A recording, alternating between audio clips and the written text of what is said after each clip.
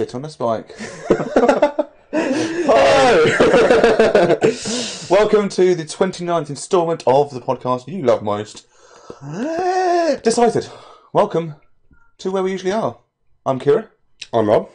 And today we bring you a whirlwind ride of emotion as we discuss the Most overrated and underrated songs by our favourite bands. Yes, we've chosen 10 each, and then we've collaborated on 10. We've collaborated on the 10 that we felt like we would collaborate the most on. Yeah. And also a review of Rolo Tomassi's Time Will Die and Love Will Bury It. I don't know why it covers the song, but... Well, because it's an album. And Yes. albums consist of songs. I'm just trying to throw you a line here, man. I'm sorry. Not a fan of lines. Fair enough. First of all, the news! We have news. First of all, started off with the unfortunate story of the fan that died at the Bring the Horizon show at Alexandra Palace in Landown. So what day was this? Do you know? No. I cannot remember. We're really good at what we do. It was recently. It was in the last week. Fan Ali Mills. There's not too much known about how he died. It was in the pit. He was in the pit, and apparently he was taken out as 10 minutes. 10 minutes. Like took out with 10 minutes to go. I don't know. It's taking about 10 minutes. But yeah, the official cause of death hasn't been released, right, and okay. It's been assumed that there was trampling, but medical people there quickly, obviously, took him out. Yeah, and unfortunately later on died. So obviously, I'm guessing he died like from complications once he got to the hospital or something. It's not like he died at the show, is it? I wouldn't be able to say. Maybe it's 10 minutes after he got taken out, he died. That's crazy though. So yeah, regardless of hemorrhaging and stuff like that, I guess really is. Possibly, he might have had a heart condition where it got too much from in the pit. Yeah, maybe. He could have been trampled. True. But yeah, sorry, I don't know much more at the moment. But regardless of if you're a fan of the band, I'm certainly fucking not. It doesn't matter. A guy died, so thoughts with Ali and thoughts with Ali's family. Yeah, 100%. Mad respects go out to them. But yeah, you'd think really by now that this kind of stuff just shouldn't happen. And fair enough if it is like an underlying medical condition or something. That's yeah. But someone else has said that they were too scared at the gig because the security was poor, so they left early. Really? Yeah. Fuck. Because there was, I read one article when it first hit the net as well that there was potentially a second person got injured or something like that. I've heard this. I had nothing confirmed. Yeah. But yeah, that's fucking wild. Really, that just shouldn't happen anymore. I'm sorry. Are you quite right there? Yeah, it shouldn't happen. No, it's awful. Mm-hmm. But you can't help it when it's on your chest. Yeah, that's good. That's what. Yeah. So yeah, rest in peace, bro. Yeah, unfortunate stuff. But we roll on to Slayer. Yes, Gary Holt of Slayer and Exodus has left the farewell tour and has been replaced by former Machine Head now after they finished their last show this week. Former Machine Head member Phil Demmel. So it was actually the way that you kind of put it to me earlier when we were talking about this is very apt. What a fucking way to get the next gig. You know, yeah, what's the finish? Machine Head's over. Slayer. Okay, cool. On their farewell fucking tour. Yeah, it's a bit of a promotion. Yeah. I guess it's like a short-term contract though, really. If it's farewell tour, it means he's going to be out of work again pretty soon. Yeah, but more contacts might mean more things. 100%. Madness. Real fucking madness. The reason he's left Slayer, Gary Holt, is to look after his father. His father's on his last moments. Oh, really? In his own words. Oh, fuck. So he's going to look after his father, and obviously that comes before band. Fair enough. 100%. So I'm guessing the rest of the band are behind him and yeah, supportive. Yeah, fair enough. Sponsor! Cool. So that is pretty much all the news that we have this week, unless there's any more about this story. That No. Madness. Let's go on to our toe pie. Our toe pike. Top pike? It's a pike of the toe. So yes, as we discussed, we are going to be talking through some of our favourite bands and their most overrated and underrated songs. We'll ask questions in between each other's, and we will go through it really well. And I think we decided, because the alternative is to go through it badly, I think we decided that we were going to do our own ones first, and then we've got 10 that we're going to collaborate on. We've chosen our own thingamajiggies. Thingamajiggies, yeah. Some of them we know each other's answers, but not... Fuck! We'll just set a light to the set. Yeah. Set us. So yeah, moving swiftly on to. Do you want to go? I think you went first last night. So I did. So I'll go first. Shall I? yeah. Starting off with Sixth. Okay. Yeah. I'm not surprised they made your list. I love me some Sixth. I do. However, Sixth. we're doing overrated and underrated. Yes, that's the way I listed mine out. So for the sake of ease, I would appreciate it. Yes, I do that too. It's annoying with the initials being OU. Overrated track for Sixth. Sophie says, "Oh my God, Kieran, you're so overrated." I mean, that's wrong. As you can see, Your shoulder specifically, though. So maybe it just means that you've got one super dense shoulder. Look, yeah, I can do the whole podcast like this. So, this one's underrated. I challenge you now. No, I failed. So, overrated song for Sixth is Bland Street Bloom. Okay. Why so? It's their biggest song. Okay. They pretty much always, often close the set with it, and it's the main music video they've got, at least for their older stuff. And fans seem to go nuts about it. And well, even then, fans do go nuts about it, but it's just not their best, and it's not even slightly close to their best. Okay. So I can't warrant it being a. It's just overrated. I love it. What, in your opinion, then drags the song down in comparison to some of their others, anyway? Or like, obviously, you're about to say they're most underrated in a minute, so we'll sort of do a cross comparison between the two. But just off the top of your head, what sort of drags the song down? It's just not as technically great as the others. Things like Part of the Friction, which I would say is correctly rated as fucking great. Or maybe even slightly partially underrated because it's not one of the best known. I don't know. Do they play it a lot? They play it pretty much every show, yeah. So I guess it's rated correctly. Let's leave on the invisible pad. It's the shag pad. Wow. So that's for Deciphered After Hours. Yeah. Join us at 11 PM tonight while we're nude. Well, We're not. The nude. Excellent. Great. I know you're jotting down already. Fucking yeah. Okay. I mean, last week's episode was making tempo. Let's try and stick away from nudity, but we'll roll with it. Maybe it's like a running theme of next time I'm going to take my wig off and... Didn't you know? Yeah. Came back to Sixth anyway. Yeah, so that's just my choice for overrated song. Fair enough. It's pinnacle for their career, but there's so many songs that they should be known for more. Okay. So one last question about this then before we move on to your underrated. Why do you think the band put so much, like, sort of, give it so much traction? They play it all the time. Probably because it was their first main music video. Okay. Pornhub at Deciphered. Thank you, John. Coming. Okay, stop now. Just stop. Pussy. Yes, Pussy. Why do I feel like it's on track? Because it's their first music video. Right. To my knowledge. And if not, then I'm wrong. But it's definitely one of their biggest, and because it's got probably had the most views because it's the longest standing. I feel like they give it more attention that's needed, but it happens a lot with albums, which we'll go through over time, I'm sure. It happens a lot with albums where you find that some of the better tracks are just not ever singles or not ever played live. Okay. Fair. Moving on to most underrated. If You Weren't So Perfect is the track. Oh.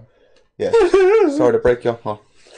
Huh. Yeah, it's such a good song, and it's never played live, and it's not got a music video, and I really want to fucking see it live. Do you get many fans that talk about it at all? Or? Not to my knowledge, no. Really? I just... it's spoken about a bit, but when they put up a post a few years ago on Facebook asking what songs do you want to see live, it was more of a... not many people said it. You get a few people that are like, you need to play this, and I was one of them, of course. But other than that, people go for the hits, and... which is fair, in a way, because obviously that's what's promoted to them. You get the casual fans that are like, oh yeah, play this, I want to see these guys live for the first time. But I'm not a casual fan, man. I've seen them like 4 or 5 times now, and I want to see the song live. Fair. So they've never played it at all? Maybe back on the tour of the album, but that was like before I even knew who Six were. Okay, fair enough. Would you say that this is their most popular album still? Or the Trees album? No. Not. Death of a Dead Day probably still is. Oh, God. Okay, fair enough. Which, if you're unfamiliar, go back and check the episode. Cool. So, is that all you have to say for your first pick? No. No? No! Well, alright then. Please continue. In terms of skill, with If You Weren't So Perfect, it's so much more technical prowess of it is incredible, and the vocal tones and vocal ranges of both Mikey and Justin Hill, legend. It's fucking fantastic, but again, it's just overlooked. Okay, fair. Is that all? Yes. No. Right, okay, moving on. My first pick is a controversial one for yourself. One that I know that you're really not going to care for at all. Okay. A Day to Remember. Datra. A Datra, yeah. I'm interested to hear the songs, though. Well, Overrated should be pretty obvious, quite frankly. Downfall of Us All. Okay. 100%. It's not an awful song, to be honest. It's just, I don't... Out of all of their songs, still to this day, I would say it's probably the one that people play the most. And yet, I don't get it. I just don't get it. I don't get the mass appeal. I think it's one of the ones I do like a little bit. I don't like them much at all, as you know. But I feel like that's one of the ones I like a little bit more. I mean, don't get me wrong. Like, I understand it has its place on, like, a show when they're doing it live, for example. It's definitely very interactive for the crowd. That gets the whole fucking crowd doing it. It sounds like a phone vibrating slightly. I mean, it does, yeah. It sounds like one of those people that's got a Samsung that does their own like little vibration pattern thing, and it's. I can imagine somebody's probably already done it to that song. It's just sad. But for me, just doesn't really stand out as a song that should really be as like monumental. And with the overall spectrum of the fans, how high does it rate? Is it probably still, if not then one of the most popular songs still to this day. And they've had 3 or 4 other albums since then. Right. Was that the first album? No, actually, it was their first like overly commercially successful album. Then when people started buying the merch. Yeah. Right. That's when they bought their merch. Where did I remember? But let's forget them.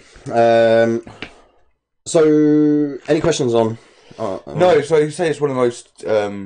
still played virtually at every songs. show. Still the one that most people would say, if they're not like a fan of A Day to Remember, it's still the one that people would be like, oh yeah, they're that band that go da da da da da da, and they.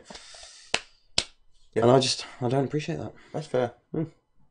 Underrated, I've gone for a song off of the album following that one called Better Off This Way. Okay. It's a softer song, it has to be said. It's a much softer song. There's no heavy vocals in it, if I remember correctly. But this is what I quite like about Jeremy's vocals, is that he, whether you're a fan of the music or not, he does have some pretty decent heavy vocals. He can pretty well roar the house down there. And live, well, this is one of those things. So a few times live I've seen them and it's really been quite awful because he sounds like he's got like a chest infection, that kind of thing. But other times that I've seen them live, he's absolutely nailed it. They're definitely one of those bands that play better inside, I feel. When you hear him at a festival, maybe it is just the way that the sound systems are set up for it, but his voice just seems to take a bit of a battering outside at a festival. Whereas if you go and watch them like at an intimate show, for example, it can tear the house down. So yeah, I went for that song mostly just because it demonstrates his like clean vocal ability, and it's just a lot softer, and I feel like that's probably what puts a lot of the other fans off. But for me, it's a really well-written song. Fair.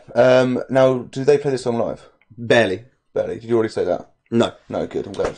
No. But yeah, in comparison to a song like Downfall of Us All, it's seldom heard. And it's definitely one of those tracks that anybody that's sort of like a half-assed fan would skip over this track on the album, most likely. Is it the same? What album is it from? Sorry, is it the same album as the following album, What Separates Me From You, is this cushion. There are no cushions.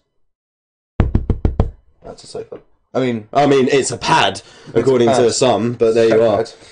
So yeah, that's my first pick. Good. Life. My next pick is Metallica. Oh, okay, interesting.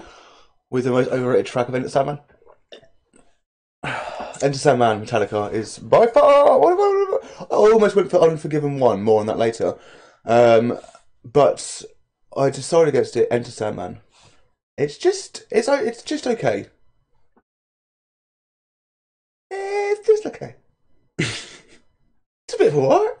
It's alright, mate. It's not bad. It's a bit half-assed. It's not quite there. No, I fucking love the song. I think you're deranged, but that's fair. I'm Kieran. No, I get why it's big, but it's just so commercial and it's so. It's an anthem, man. It's Played live, that song will have everybody in the audience, even people that aren't a fan of the band. Yeah, that's the part of the problem. I think it was just a bit. I hate it's not mellow enough, but it's just not. It's just a bit too pop rock, not pop rock. That's silly, but more like that classic rock kind of feel. Yeah. It's almost like a little bit too. But then, to be fair, I don't really rate Lars as a decent drummer at all, and most of his drumming sounds like it doesn't really belong in like a thrash kind of environment. For me personally, it's just it's catchy. Like the whole "Sleep with One Eye Open," gripping your it's like yeah, boppity boop.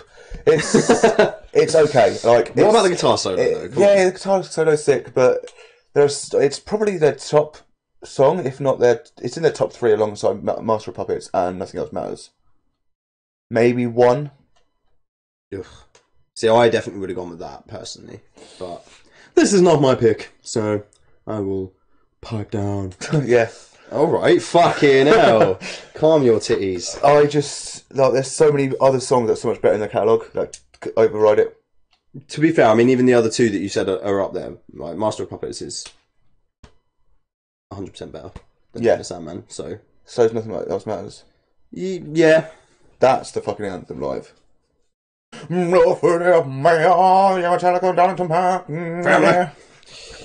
Cool. So underrated. The Unforgiven 2. Okay, fair enough. Their best song in their whole catalogue, in my opinion. Overshadowed entirely by Unforgiven 1, and it's so much better. This overshadows Unforgiven 3, but that's... It just, like, hardly ever played live. I was chatting to Bees from That's Not Metal the other day, and he said how... Did they play Unforgiven Part 1? Yeah, quite often. Really? They played number 2 now and again, but just not often enough. And it's so incredible. It's so much of a better song. I would, in terms of softer songs, I might even, like, Nothing Matters is the anthem, but Unforgiven 2 surpasses it in my opinion. But again, it's my favourite song, so I'm going to say that. It's just so good, and I don't understand why it's not appreciated more than number 1. Fair. Sometimes the first isn't always better, and this is that case. Fair enough. Thank you. I have nothing else to ask about that. I think you kind of encapsulated that really well. I guess nothing else matters. I guess nothing else does. Cool. So, are you ready for my next pick? Super ready. Parkway Drive. Oh, carry on. Hey! No, actually, Vice Grip. Oh, yeah, it's that old track. That old pile of shit. Okay, that bad. Let me guess, it's from Aya. It is from okay, Aya. There we go. And anybody that knows me knows that I'm a fairly... I wouldn't say I'm a big Parkway fan, but I know enough. Like Deep Blue, this is a controversial thing as well. The album Deep Blue for me is incredible through and through. Better than Horizons, easily. That is genuinely the reaction that I get from most people. And then whenever I say, well, whatever you say about that, you have to agree that it's better than Aya. And that gets enough people like, no. Aya is a piece of shit. So... Let's get a bit of back history on what so I don't know Parkway, but you've mainly obviously see you fairly often enough, and you say I is the worst. So for ages I just thought I was suck, and everyone I spoke to but you has said I is one of the best albums they've done. Yeah, and I don't understand it. I really don't. So this is what makes it a controversial decision, because this is one of the biggest songs on that album, and it is probably their biggest album still. Well, maybe the new album is getting there, but. Again, I'm put off of listening to a lot of that because I was so awful. Atlas was a good album. Deep Blue's a really good album. Horizon's a good album. Not Aya. Aya is literally dire. Oh! So yeah, Vice Grip, definitely, nah. Is that performed live often? Yeah. All the time now, all the time. So I do recognise the name, to be fair. Yeah, there's another big one on that album as well that obviously I'm not going to know by name because I'm pretty sure I was wiping my ass at the same time that they released it. But that's what we're into. Well, yeah, I bought this album thinking, cool, new Parkway, it's going to be great. Disappointed. Travesty. So, any questions? No. No, No, not that's that one. good because I don't really know much about that song. Karma is a song of theirs off of my favourite album of theirs, Deep Blue. And Why I Pet?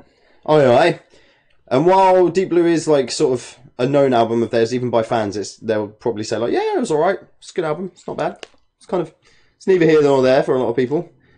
But nobody ever has anything to say about this particular song. And considering it's one that they do actually have a music video for, it's just nobody really seems to care. And is it played live? Sometimes. Hardly ever. Strange with a music video song, isn't it? Very much so, yeah. They played it in 2013, download. Okay. And then I haven't heard it live since. Right, okay. I don't think they played it this year. Were you at the show? No. Oh. I was too scared to go. I'm not, especially when they confirmed themselves beforehand that they were going to play a lot of IR. I was just like, no, you're not, because I'm out. Headline second stage though. Their stage show looks sick. It did, yeah. And to be fair, for everyone that went said that I missed out, and that's fair enough. Do you know what I mean? I probably did. There's a lot of other decent songs that I would have liked to have seen. Idols and Anchors, Carry On would have been good to see live. Just not enough. It's not enough for me. Enough. But Karma, for me, demonstrates mad drumming. It's so good. And just, yeah, the whole song just comes together in a much better way than anything on IR, in my opinion. Head him off. And plus, that was back when he was actually still, like, doing his mad screaming instead of trying to rap. I ain't got no time for that. I just can't imagine from what I've heard from bronchitis. I ain't got no time for that. I can only imagine from what I've heard from Parkway. I can't imagine them rapping. Oh, well, he tries. He really tries. I'll give him credit for trying. He's a OG. No. He's an OG. He's an OG. So yeah, that's pretty much all I've got to say about that, really. Just as a song on an album that's already underplayed, in my opinion, it's a song that just gets cast aside far too much. And considering that it does have a music video, and I feel like the band felt like at the time it was one of their better songs on the album, nobody really seems to care for it all that much. It's a shame. Yeah. My pick? Yeah. Machine Head. This must have been a difficult one. Overrated was pretty easy. In fact, they're both pretty easy. My overrated is a controversial choice. It's a fan favourite. Go on. Heavily overrated is Davidian. Interesting. I mean, you're a fan of the song as well, right? Or it's right. what the fuck? I'm sure there's people somewhere in the world nodding no to me right now before they go Nodding back. no, back because to their that's the pads. done thing. Are I'm you going to shaking nod no. No. Fun fact for you: in Bulgaria, you do nod no and you shake yes. Fuck off. Yeah, you used to live there. It's a fact. Oh, you live there. It must be true. But no, that's no. Like no. Yes. Weird world. What the fuck? I know. Right. Next thing you tell me, they speak a different language. Next week's topic, we are going to talk about how fucking wild that is for about an hour and a half. But Yeah. okay. While simultaneously nodding. In disagreement. Yes. Fuck off. God damn. Okay, Yeah, so it's just reasons for... overplayed. It's like so much. Again, another. Yeah, I agree. Another. I had a kebab just before this. I apologise for nothing. Woo! Apart from that Smells fucking smell. Tech garlic. Jesus, tech garlic and like something else. But why is it so big? Like everyone gets crazy about it. Like we get it. Freedom, shotgun blast. Oh man, I can feel it in my fucking eyes. You're a lying piece of shit. Fuck off. Listen, yeah, I don't lie. Yeah, you're wrong. Bulgaria, everyone. Bulgaria. Bulgav.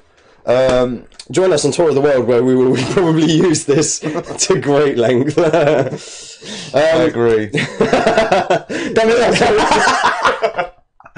Oh, we're so English. Stuck in our ways. Stop. Right, so do you really rate that high? Myself, no, not really. There are many other songs that I would prefer to listen to. It's like their trademark song, but you think they've got Aesthetics of Hate, you've got Halo, you've got Locust, Darkness Within, multiple other songs involved in in their career. Yeah. And then like old, and then you've got Davidian, and it's like, See, like, fucking Imperium's fucking amazing. for me as well, Aesthetics of Hate is a song that I really enjoy. I apologise, sir. Quite. Oh god. Yeah. Okay, so underrated. I'm fucking really curious. So am I. Let me just compare my list. This is the end. Okay. From Locust. It's a fucking incredible track. It starts off. It's got 60, like 50 seconds to get into it. To this fucking insane drum beat. It's turning into a review now, and it's just overlooked. They do play it live now and again, but they're really only on their. They play it on the Locust tour, which is fair bits of the album. Yeah. And they play it on their Evening with Machine Head shows, which is pretty much. But like that's their shows now. But they only play it now and again, and they put it out. They put it out as a rarity, and that's the best track. It's my favourite track overall, but it's the best track of the album for sure. So with that, maybe Dance Within, but with that, then, do you think that the band have made a conscious decision to do that because they like it, or because they're not really a fan of playing it live? I just think, I mean, because there can be two reasons, can't there? There can be two reasons that a band don't really like playing a song. It can be that they don't like it, and that since they've released it, they think like. I don't think they don't like it, because if they didn't like it at all, they wouldn't play it at all. Yeah, and bands will play songs that they don't like if fans love them enough. I mean, you're right in saying sometimes it's a pain in the arse to play live. Avenged rarely play Beast of the Harlot because it's a pain in the arse for Sin to play live. Yeah, he hates playing live. In fact, yeah, I remember you said this a few times. Yeah. Oh, crikey. Which, to be fair, I mean, Beast solos and fucking just absolute balls to the wall craziness on guitar. So you can imagine that that's going to be quite difficult, and there's a lot of pressure as well. At the end of the day, you can do something in the studio because you've got all the time in the world to do it. Yeah. Playing live, you've got to fucking nail it there and then on the spot. And it's not to say that Sin can't do it, but it's like no, fair enough. So it could be something like that. To it, but yeah, it could be something like that where it's just like it's difficult to play live, or that it's. Yeah, but again, like moving away from the live part, it's not really spoken about between fans much. That album's not really spoken about between fans. I think the album's underrated, but really, yeah, it is. I thought it was one of their like highest, maybe like the Blackening. Blackening's higher. Another one that's skipping my mind is probably higher than that. A lot of people say it's the best album they got over Blackening. Wow. But this is the incredible song. Check it out. Fair enough. Anything else to say about it? No. Fair dues. So I move on to another choice that I know that you won't really care for all that much. Red Hot Chili Peppers. Yeah, I would say they are overrated. You're right. To be fair, do you know what? Nowadays, big part of me will agree with you. I think they definitely had their place, and the reason that they got so big, they're not still living in those days, though. That's the thing. Well, they are. They, as a band, are still very much living in those times, but quite frankly, they're past it, in my opinion. Controversial choices. Are you ready for overrated songs? Because I actually couldn't pick between two. So I'm gonna have to say both because they're both just as controversial as each other. Oh, a double pick, a double entendre. A double entendre. Californication being one of them. Yeah, massively overrated. I really like the song, but yeah, I like the song. I should have pointed out at the beginning of this, just because we're saying that some songs are overrated, and this doesn't mean that we're not fans of the songs. But in my personal opinion, this is just no. See, Haley gets it. This ends now. 100%. Sorry, that's my last song. But yeah, so Californication, and By the Way. I tried to say I'll be there, waiting for. Can you honestly say that if you'd never seen the video to that song, that it would be one that you would care for if it came on the radio at all? I do like them both. By the Way, I'd say is far more overrated than the other. Well, this is the thing. I couldn't really choose because Californication, you have to think about. It came out in '99, the album, so you have to think about back then as well, and it was definitely overrated back then. So many better songs on that album, personally, in my opinion. But yeah, so I really couldn't choose between that. But yeah, given, I suppose if you literally pressed me to make a choice right now, I would say By the Way is probably their most overrated song. So they obviously played both those songs live? All the time. Every set. But virtually. It'd be weird without it, wouldn't it? They don't play Californication at every set. Do not? No. I'd be pissed if I actually pushed myself to go see Red Hot Chili Peppers for a few songs, which it would be, and they didn't play that. Give It Away. Much better song. I would prefer them to play older stuff than newer stuff. Which I get that obviously Californication being released in almost 20 years ago. Yeah. Is, it's getting on. But yeah, just not a fan of the song, really. Well, I am, but I don't think it deserves as much traction. And by the way, is just... Yeah. So, any questions? No, you pretty much capped it all off there. For underrated, I've gone with a song that you definitely probably won't know. Breaking the Girl. That sounds... It's actually not as sinister as it comes across. So a little bit of background for that song. It's a song that he wrote because in short, obviously we all know that he's had a massive heroin addiction for most of his life. First did a speedball at the age of about 11, 10, something like that. As you do. Yeah. So he essentially... Most of the girls that he dated at that point were either already on it or they didn't last very long because they tried to get him off of it, and that obviously is never going to go well with an addict. Simple. Yeah. However, one girl that, if memory serves me from reading the book anyway, one girl that wasn't on it originally, who he, by happenstance through being with her, just happened to get her hooked on Brown. I think she either passed away or she just slipped into a really bad place, and it's a song that he wrote thinking that, or feeling that he was responsible for breaking the girl. Fair enough. Stop using your dirty mind.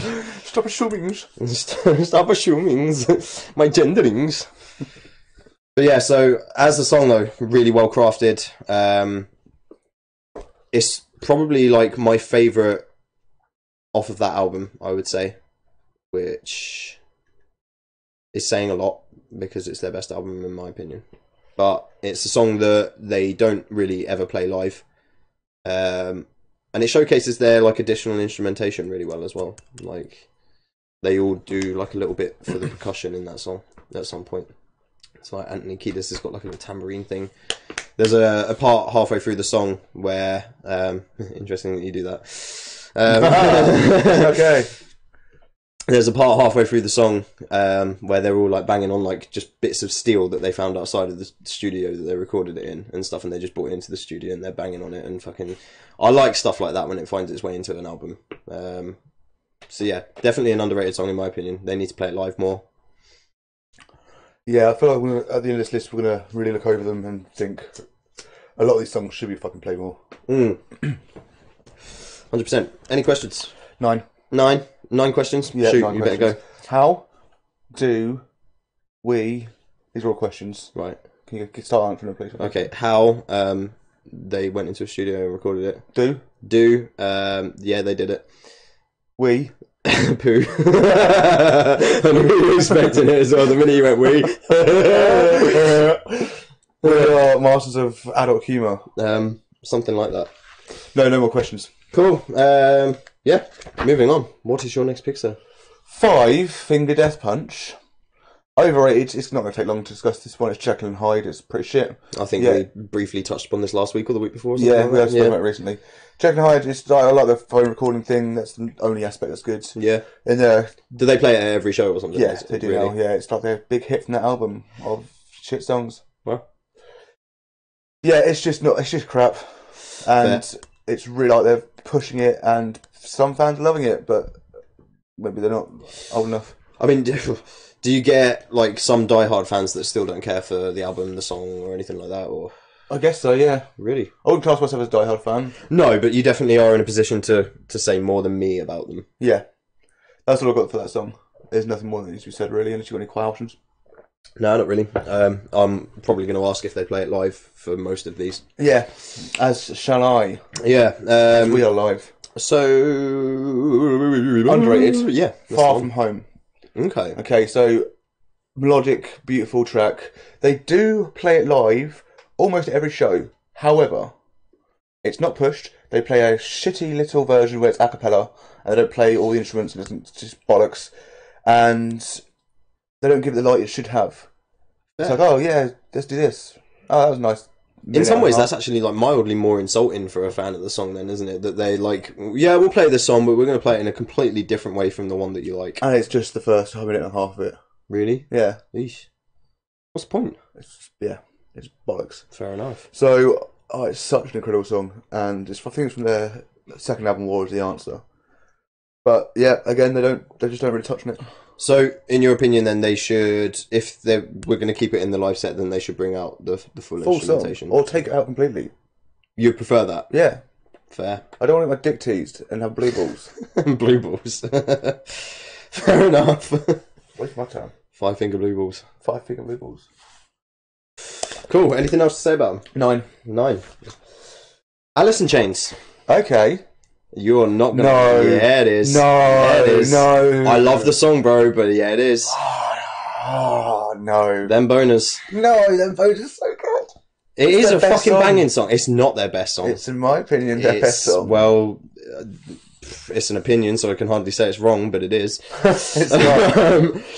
Mate, it's a brilliant song. Nobody's going to deny that. It's a fucking excellent song. And yeah, like, right down to the solo, fucking guitar work throughout is amazing. Yeah, and Lane Staley's vocals are always fucking sick, but just... It doesn't deserve the traction over other songs. Even on the, well, do you know what? I think that's probably true because I'm not in a multi-million selling band, but you know, quite frankly, I would listen to Wood, which is a song as in wood. Yeah, I can see the look of sheer confusion on your face right now. See, look, as somebody that doesn't even know that that's like probably their, if not their most popular song, then their second. Afterwards, it's got a question mark and everything. It does, yeah, it does indeed. Wood. But it's just the way loud listens to Wood, and you pause, and I was like, just gonna see what you make of my Wood. Professor Oak, just talking. Hello there, Davey. It's not his voice at all. It's fucking not. Hello there, Davey. Hello there, Davey. Hello there, Ash Ketchum. Oh, mate. But no, seriously, I would implore you to have a look on their Spotify listens. I guarantee Them Bones isn't actually even up there and Wood is, but... Let's have a gander. Yeah, do it right now. Get down here, no. In my opinion, so even though that it gets more Spotify plays, people don't talk about Wood like it's a popular song. Not the top. It's not in the top 5. Is it not? No, the top song is Man in the Box. Secondly, Wood. Wood. Wood, so it's current, but the actual numbers is Man in the Box. Yeah. To be fair, Man in the Box is on their first album, so that's probably got like the die-hard people that found the band when the band were finding themselves. I don't know. But yeah, for me though, like people, that just shows in a nutshell really that Wood is like their most popular listened to song in the sense of like what's popular right now. Yep. And yet, people like yourself, for example, that wouldn't say you're a fan of the band as such, or like don't know much of their stuff, but they're all right, kind of thing. I wouldn't. Yeah, Them Bones is a song that's known over a much better song, in my opinion. No. All right. I mean, I guess No. partially thank GTA to that. Yeah, all right. San Andreas. Well, maybe that's it. Maybe that's the shot in the foot for him. But I mean, they're elevated to rise their feet. Or themselves as a whole, really. If you like, I don't. Such a classic tune. Also, Guitar Hero helped for that as well. Yeah, true. But then, to be fair, I'm pretty sure "Put You Down" is on a Guitar Hero song as well. On a Guitar Hero song? I bet yeah, it is on a Guitar Hero song. It's on a Guitar Hero game. But yeah, "Put You Down" is my underrated track. Okay, can't say I've heard of it, funny enough. No, and that's the sort of thing, really. It's on their first album. Guitar work in it, fucking amazing. His vocals are really sick in it, and to be fair, you can tell that he's not as dangerously fucked up as he is in Dirt as an entire album, to be honest. Dirty, yeah. But his vocals are just much cleaner. He sounds like he's enjoying doing the music a lot more in this point, so it shines through, and it's just a severely underrated song that doesn't ever get played. Fair. Any questions? No. No. Did they ever play it live, the second one? I wouldn't actually know, but I would think not. Okay, fair enough. Can't complain. Like that. Moving on. Who have you got next? Yeah, I've got My Chemical Romance. My Kim. My Kim. Fucking hell, mate. And the overrated song is a song that I like quite a lot. Others do not. Okay, so this is like overrated in the general population, or overrated even in your eyes still? Yeah, I see it. All these are in my eyes. I see them all as overrated. Okay. Oh, almost all of them. My last individual choice is a war with myself. We'll get to that. It's I'm Not Okay. Fair. Not what I was expecting. More than teenagers. See, Tina Turner. Tina Turner. Tina Turner, right, is the worst song they've done. Right, okay. Yeah, Teenagers is the well, not the worst song they've done, but the worst song of their Career. 2 main albums. Like, I don't want to go into Nana and Nana because that's fucking dreadful. Well, yeah, alright, fair enough. But, yeah, Teenagers sucks, but it had a music video, yeah, they played it live, but it wasn't really up there. Not like I'm Not Okay. And I'm Not Okay is much better, but it was just everywhere. And if you go onto the album, which I'll get onto in a second because my underrated, bit of weird choice. Not quite controversial, but weird. A tad controversial. We'll go like 85-15. Okay. Weird, controversial. Okay. And, yeah, so you've got songs like Cemetery Gates, which is never really talked about. Don't know. Cemetery Gates? Cemetery Drive. I was going to say Cemetery Drive. Gates is Pantera. Yes. Slightly different bands. Yeah. Yeah, Cemetery Drive is... I'm now doubting myself on the song title. I'm going to go with Cemetery Drive anyway. Is this the one that you've picked for your... No, it's not. Right, but it's... But Cemetery Drive is one of the fucking great songs on Three Cheers for Sweet Revenge. Yet, it's Cemetery Drive. Yeah, it's not spoken about whatsoever. You got Thanks for the Venom. That's spoken about a fair bit more, but not to the level of I'm Not Okay. It far surpasses the skill. Yeah, I mean, you get that kind of vibe that it's pretty much like the pinnacle song on the album. Yeah. Any more questions before I go on to my underrated? No, I'm really fucking curious. Go for it. So my underrated track is The Ghost of You. One of their biggest tracks. Yeah, 100%. However, this is why it's weird. So when I wrote it, I was like, this doesn't make sense, but it does. So it should be their fucking biggest track. Yeah, in my opinion, like that's a set closer. So much better. That's like... Yeah, set close, that'd be fucking great. Yeah, 100%. Right? A combination of that and Famous Last Words, my blah would blare everywhere. Why do I blare everywhere? I just listen to too much Architects. Blah. So I'm just going to play a little approach like this. So on today's chat show, I've got a guest who's been dealing with some problems. Alright, Jerry. Only 3 feet. He has only 3 feet. Yes. How do you feel? Well. Anyway, so yeah, it's a massive song as it is, but it still isn't what it should be. It's their best song, in my opinion, yes. 100%. A lot of people will agree, a lot more will probably disagree, and probably go for Welcome to Black Parade or something like that. Ugh.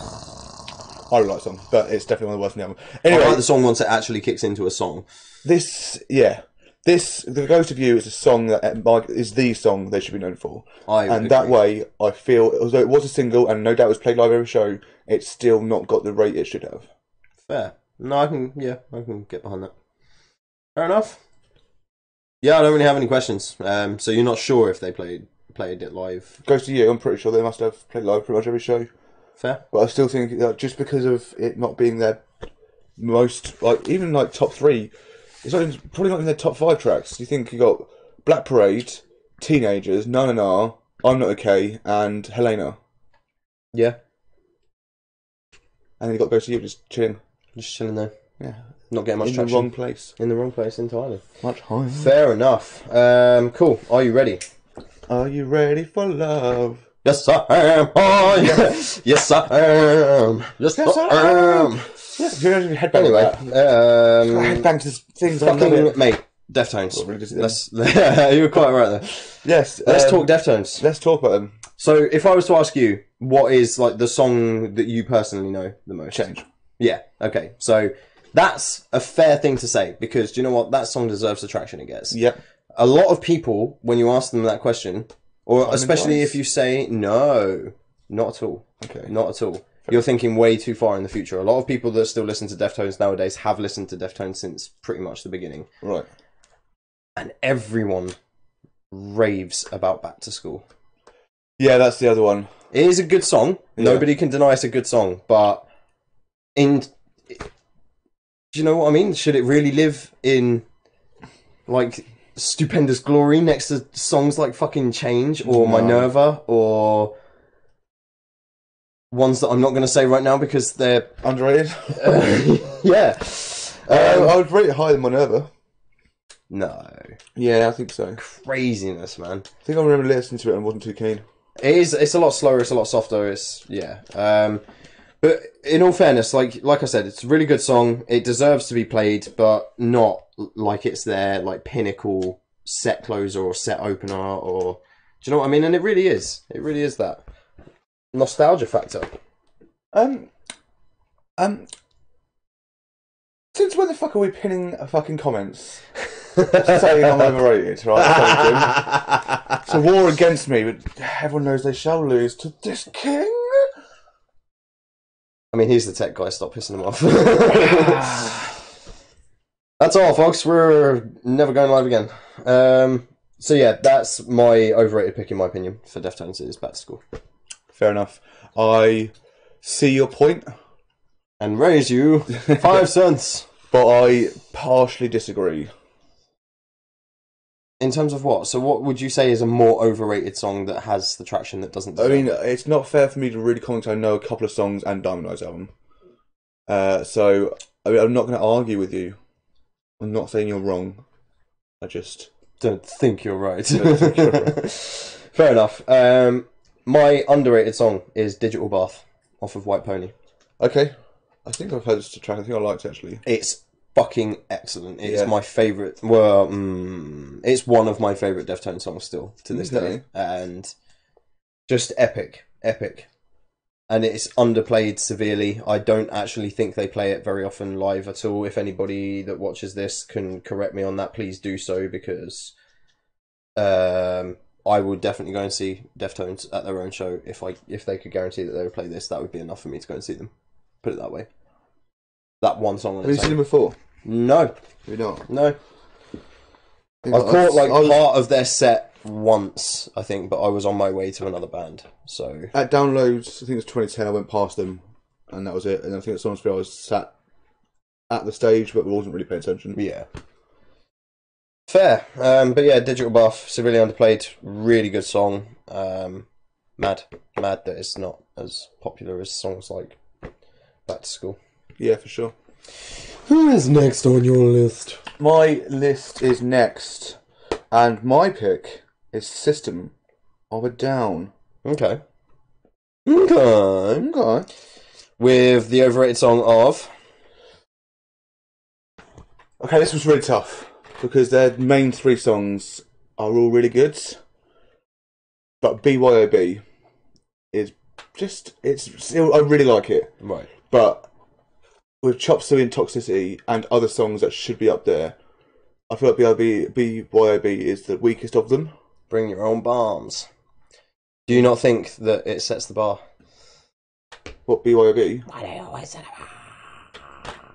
Why do we send the portal? I don't know. Yeah, carry on. Yes. Yeah, it's a tough one to really talk about because it's a song that I really like, but it's... Yeah. Every time you do that now on live, I notice it. Do what? You just do this thing where you just... And I'm waiting for it to happen now. Oh, that thing. Has it happened today? No. Good. Good. Fucking good. Yeah, okay, so... Kneeling... Yeah, I can't say that I'm a massive fan. I'm struggling to see anything right now. Where are my... So what's wrong with roses disappearing into Moses' dry mouth? BYB, again. Carry on. Okay, well that lyric I don't recognise, but the other one was wrong. It was intentionally wrong because you said set the bar, like in a way that sounded like the song, so I was like, set the bar. I didn't notice. Like, right, okay, never mind. Carry on. It's so hard to really go through a pussy. And it's really hard to go for a pussy, is it? Fair enough. Like, there's not much to say. It's a great song, but it's just not as good as the other 2. And there are other songs, like one underrated song, which is not my underrated song, is Holy Mountains, which is a flipping epic of a song. and that's not really spoken about much. I feel like that's the same level as BYOB. It's less crazy, but it's still a fucking great song. Fair. I'm interested to see... So, sorry, that was your overrated. That's my overrated, yeah. What is your underrated? Question.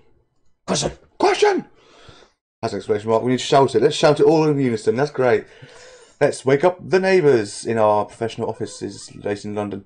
Yeah, question. It's a short song. It's like racking in just like less than 3 minutes, but it's just a powerhouse of a song. It's so good. It really puts. And they don't play it or anything. They play it, but again, it's not rated as high as I think it should be. Fair. I'm surprised at that, actually. To be fair. Again, I'm not like overly familiar with much of their discography. You know, question. Probably if I like the minute that you said it, I knew the question. Yeah, but I'm surprised. I'm really quite surprised that it's not like a fan favorite. Yeah, I guess like it's definitely up there. It's just not as high as it should be. I feel like for me to know it, that it should be fairly popular. That's the thing. What I got? Fair enough. Cool. This one is going to be very controversial because I know that you're a mild fan of the band. Incubus. Yeah. So love Incubus. Yeah, a lot of people will say like their most popular song, Drive. 100%. Yeah, love it. And that's the thing. It's so good. Only recently taken over. But when we did our review, the name of the song that's taken over as my favourite is now just. Pardon me. I think that's now taken over my favourite. Fair enough. Either way, it swaps between Drive and Pardon Me. If you say Pardon Me is overrated or Drive overrated, I might give you a slap on the wrist. Oh, well, you don't need to do that. Okay. Because Drive, I believe, even though it is played all the fucking time and is talked about by every person that's ever heard an Incubus song, quite frankly, it deserves to be. Yeah, it's so good. It is. It's fucking amazing. And so is Pardon Me. So both of those two are exempt. However, Wish You Were Here. Thank you. No. Yeah. Surely not. Yeah. In my opinion, they've got far better songs. We've already named 2. But it's so good. It's a good song. You're right. So fucking good. It is a good song. Oh, I would argue it's partially underrated. In my experience, I haven't really heard about people talk about it that much. Not as much as other songs that. I would again guarantee that it's probably one of the most listened to on Spotify. Yeah? Yeah, I would say so. And yeah, like I said, it's a really good song. I just don't think that in comparison to so many others that they've got, like their underrated song, in my opinion, Stella, which see gets plenty of traction. People know it. People talk about it. They sometimes play it, but it's just. I'm not going to say Stella's overrated, but I'd say it's more overrated than You're Overrated. What, Wish You Were Here? Yeah. No. Yeah. No. They play Wish You Were Here at more shows than Stella, and I don't. Do you? Do they even? Do I? I think it's much more overrated, personally. No. Which song, out of curiosity, do you think is better? Out of the 2? Yeah.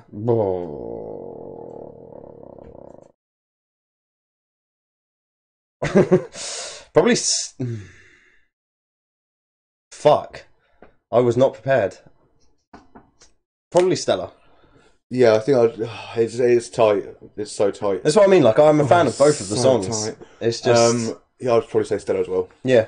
And I don't think it gets the traction for it. Like, they brought on more people that listened to the song when they did an acoustic version of it, which actually went down really well with like the majority of their fan base, even people that aren't really into acoustic covers. Acoustic. But yeah, like they brought on some more fans of the song by doing that. But it's just still not enough. I feel like that song needs to be everywhere. I'm very torn with your choices here. I'd definitely swap them. Controversial as fuck. Yeah, maybe. But then, to be fair, if you prefer the song, then you can't really say that it's overrated, because that means that I'm not saying it's overrated.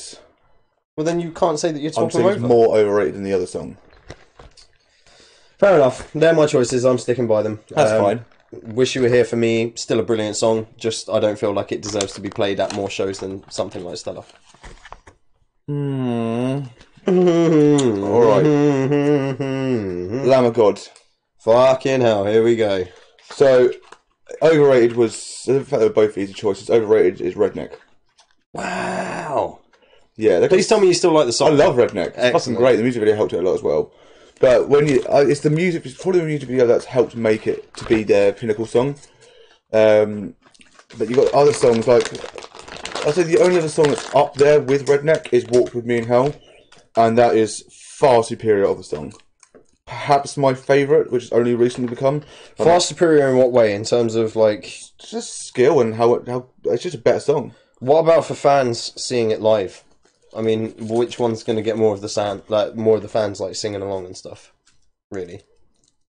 At their own show kind of thing, so if they've gone out their way to see them. Yeah. I would probably say it's quite equal. At a festival, Redneck, because it's a casual crowd. Because you just check them out. Oh yeah, I know Redneck, I'll check them out. I would say it could be either of them. Or maybe even Walk Me in Hell. Interesting. Fair enough. You've got other songs like my underrated song, I think, as a whole. Pardon you. Well, burn. Yeah. Any thoughts? I'm taken aback slightly, but then at the same time I can see where you're coming from. So, fair. Underrated then. Ghost Walking. Okay. Because Ghost Walking is sexual. I fucking love it. It's from their album. Funny enough. I think it's called Resolution, the album. I might be wrong. But it's an album that nothing really took off from it. I think it was the final album before the most recent album. Which is where they changed a bit and it went a bit softer and he did that singing song. So that got obviously quite a bit of notice. Whereas Resolution, if I'm correct, didn't get that much traction. Okay. But Ghost Walking is a fucking powerhouse of a beast of a song. Is that still heavy vocals and? Yeah, still heavy as fuck vocals. Okay. Guitar parts are So incredible. why has he calmed down? Just out of a bit of a tangent here. Why has he sort of calmed down with that? Is he like shooting his vocals? I think his vocals are getting fucked, but he's still pushing of doing it live. But if they create more music that has softer vocals, eventually their set list will become softer because they have softer songs. Yeah. Fair. Madness. So, I don't really have any questions about that. I mean, do they play it live very often? Or Ghost Walker, they play live. Yeah. But it's just, I'm not sure if it's in the top 5 of their tracks. Probably not on Spotify. Oh, okay. Oh, Ben Jones was watching us at some point. That's nice. Hi, Ben. Hi, Ben. Cool. Lamb of God, just quickly checking the top 5. Yeah, I'm songs. intrigued.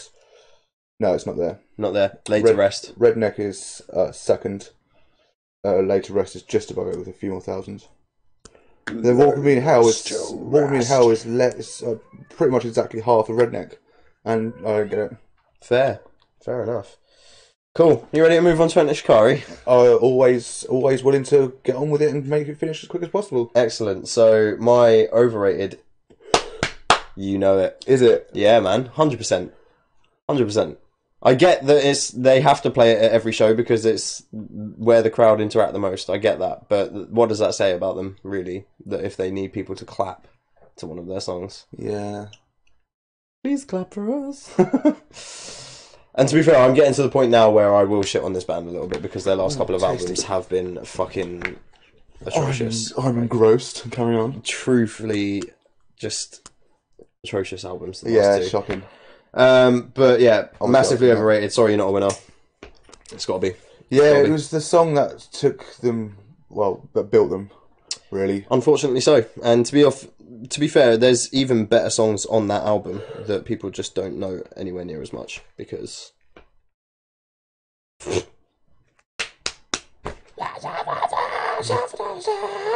Give me a nosebleed. So yeah, however. Right now, I want your phone. Not the Salmons. Do you remember the Salmons? Not the Salmons. Not the Salmons, no. No one knows what we're fucking talking about. No, inside joke. Yeah. However, they have 2 songs. Again, I couldn't really pick for the most underrated. They're both off the same album. In fact, one song is literally before the other on the album. And it's the album that I put against The Prodigy the other week. Yes, when it drastically lost. I mean, it didn't. It barely lost. 1 vote. Drastically lost by 1 vote. Warm Smiles Do Not Make You Welcome Here. And Sorry. the other song is Pack of Thieves. Okay. And they're both really interesting songs. They're both really well written. And to be fair, the guitar work in Warm Smiles is just excellent. It's really sick. Sorry, did you say this was on the same album as Sorry You're Not a Winner, or a different album? Different album. These two are on the same album as Next each to each other. other. Sorry You're Not a Winner is Take It to the Skies, first album. Right. This is third album. Okay. And obviously they've got this like recurring theme. So like the end of the first album is similar sounding to the beginning of the second one, and then they started the third album the same way that they started the second one, but with a slightly different track, just using the same sort of samples in the background. So instantly for me, it was just like, okay, this album's going to be really similar to the last two then, which at the time that I was listening to it was like, yeah, cool. But actually, once you get to sort of this level in the album, it's clearly different. It's a lot different. I even think that there's a chance that you would get on with some of these songs to a degree. I don't think you realise my genuine high dislike, hatred for Anish Shikari. Like, there's nothing about them I like. I mean, I can understand his vocals and stuff, but Rory's a good guitarist. Bye. Cool. That's pretty much it. I'm guessing you don't have any questions. No, the only question is why you talk about that for so long. I joke. Hilarious. Cradle of Filth. Interesting. I will talk about this because I am not a closed-minded little shit. I'm not closed-minded. You're allowed to think things are shit without being closed-minded. Great news. Right.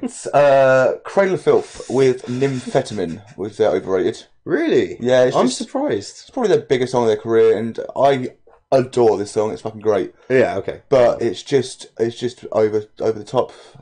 There are better songs. See, Sophie Ray says, The Claps. Yes. Just as a side point there, Sophie Ray, is that The Claps, or is that The Claps? Who knows?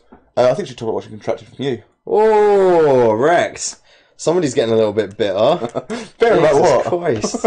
I don't know, that's the biggest thing. Yeah, I'm not bitter. Just like making jokes. Yeah, I'm not bitter, you're just a cunt. Go on. Tell me more about your Cradle of Filth. Yeah, so just Nymphetamine's overplayed. It's great, but it's not that it shouldn't be the biggest. Yeah. Do you have any thoughts? No, I mean, I can kind of agree with that. I don't know much of their stuff, so I can comment on whether or not it should be their biggest, but I can definitely agree that it's one of those songs that like people like myself that wouldn't consider themselves a fan still know, so it's easy to get behind the logic that it's overplayed and therefore overrated. Underrated though, go for it. I probably won't know it at all. But... Ironic Man. Nope. Oh, fantastic song. It's from the album after Nymphetamine. It's from the Thornography album. Okay. Which was probably my favourite album as well. It's featuring Vil Vallo from him. Excellent. And that's always good. Yeah, the combination of his vocals with Danny Filth's actually worked fucking well. I bet. And it's just such a good song. Vil Vallo's got fucking major range. Yeah. I'm not sure if they play it live. I've never looked into it. They've never played it live. Well, I've seen them once. They didn't play it live. Wow. Interesting. And yeah, it's just so... Pussies, crazy havoc. Yes. I don't know what that laugh was.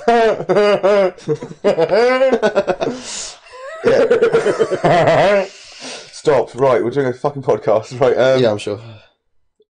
Yeah, it's such a good song, man. Honestly, if you're watching now and you're like, what's going on? This will pick up more when we have our integrated picks, our collaborations. Yes. But no, for me, Nymphetamine's overrated, Ironic Man underrated. Fair. To the tits. To the tits. Cool. So maybe I should have done these after you did Metallica, but I'm actually going to move on to Iron Maiden. Ah, the Iron. The Iron Maiden. I'm fearful, no pun intended, that didn't mean to happen, for your overrated choice. Well, it's not Fear of the Dark. Thank God, because that song it should be held upon the pedestal of godly songs. It fucking damn well should be, quite frankly. However, their most played song, on Spotify at least... Number of the Beast? No. Really fucking surprised me, actually, and I agree with it being my overrated to the death. And this is saying a lot, because I love Maiden. Run to the Hills. Run to the Hills. Run for your life. Do you know what? If I have to hear that song too many more times, I might.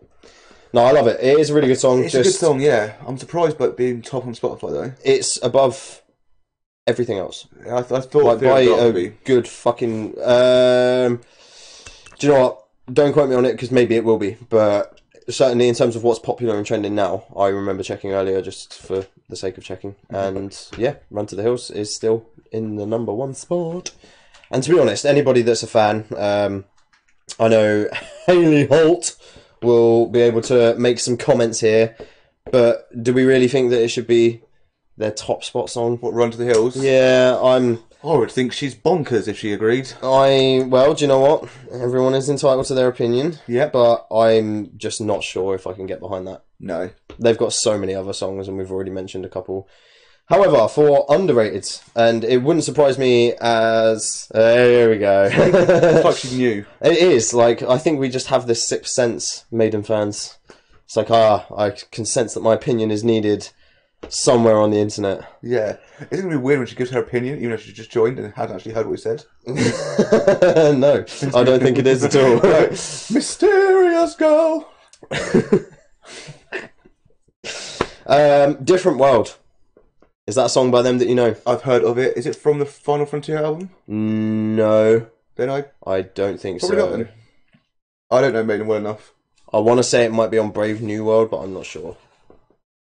Yeah, I couldn't tell you off the top of my head. But fucking guitar solo. And it's just not really played. They've done a music video for it, but they never play it live, to my knowledge. Whereas Run to the Hills, they always will. Agreed, must be good timing. Yeah, 100%. How do you do it? Tell us your secret.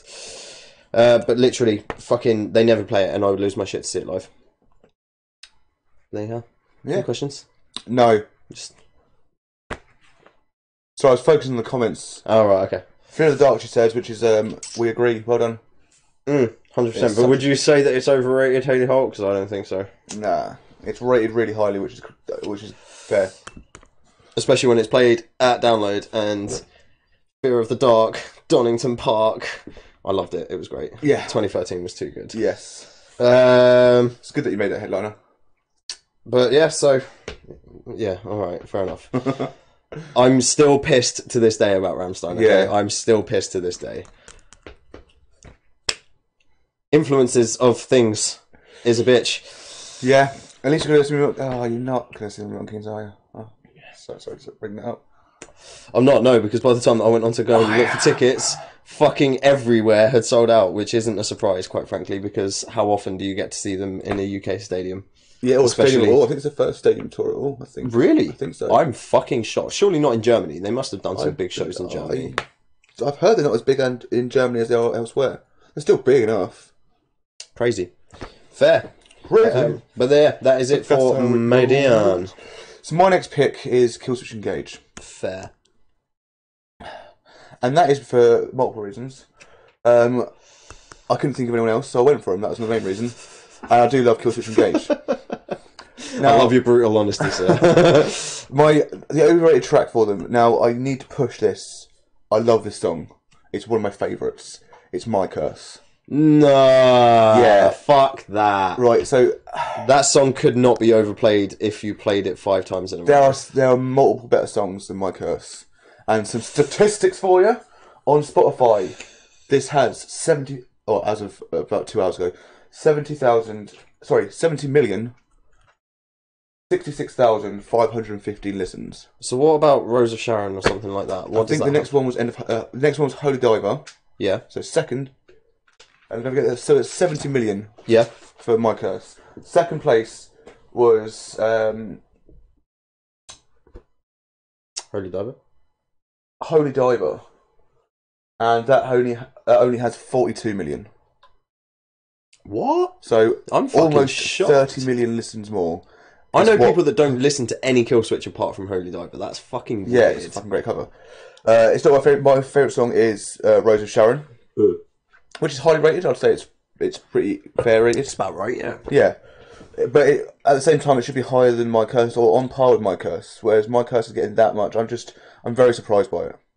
The thing is, they did 2 versions of My Curse, and they did one where there's like softer vocals throughout the like chorusy bit, Like the radio edit kind of thing, yeah. Yeah, and I don't like that version at all.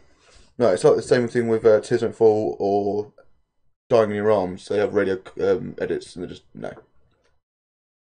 Why would you make? Radio edit of Dying in Your Arms. Yeah, it's like The fuck? yeah, there's a really soft part in it. It's really not even great singing. Oh, what with the "Yo boys in my life"? Yeah. What, he sings that bit? Yeah, Oh, I'm sick. Right. we'll play it after the podcast. Maybe not. I'm not sure. I I'm need not to show you it I'm just so not you sure can if feel I'll my pain. do that to myself. So yeah, I've decided that is overrated because of its statistics compared to other songs. Again, I love it, and it's only a tad overrated. But I couldn't really find an overrated song on Killswitch, to be fair. So that's why I went for this. Fair enough. My underrated is a excellent song, which Jesse or Howard? Howard. It's This Fire Burns. Okay, fair enough. Like, incredible song. Rose to fame mainly because it was CM Punk's theme tune in WWE I did not know for a that. while, yeah. Fair enough. And that's probably why it's got a hell of a lot of its listens. Other than that, they play it live now and again, but probably because of that reason, that people know it for that. But it's not really a song that's pushed. It was. I think it may have actually only been a bonus track on one of the albums. I might be wrong about that though. Jesus. Fuck that. Yeah. Slightly tangential question for you. Okay. CM Punk. Is he a better wrestler in WWE than he is a better fighter in the UFC? Well, yes. That's fine. He won in WWE. Like ever. Yeah. Fair enough. 0-2 right now, CM Punk. Although he might be moving to a commentating thing in UFC or another wrestling company. Fair enough. Yeah. Fair enough. To be honest with you, it's probably good for his career to get out of the octagon. Yeah. But this is not that kind of podcast. Cool. Yeah, I can agree with that. 100%. I didn't know it was CM Punk's theme tune though. Yeah, man. Really cool. Fair. Who's Anything else? Who's your penultimate pick? My penultimate, fuck. Ooh, I've actually got a few here because I wasn't too sure how many we were going to end up doing. However, I'm going to pick...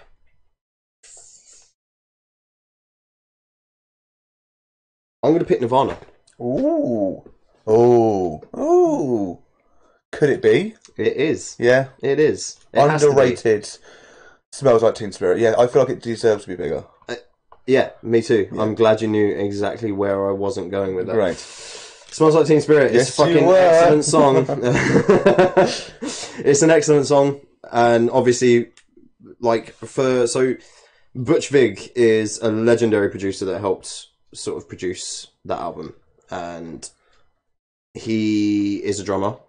So for him to have literally gone into the studio when Dave first joined the band, and they were like, "Yeah, we've got this song for you. Let's play it." For him to have been like knocked for 6 by Dave's drumming in that song, which is basically where like the majority of that sort of punch comes into that song. So it's got its merits, is essentially what I'm saying. And that's about it. It doesn't deserve to be their most popular song.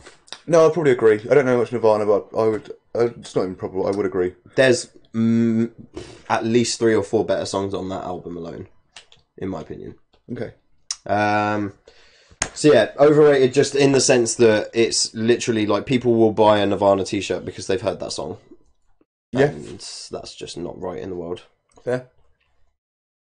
Underrated. I've actually got 2. One of which you'll probably know, one of which you may or may not know. Yeah, there you go. Smells Like Teen Spirit, definitely overrated, says John, the tech guy.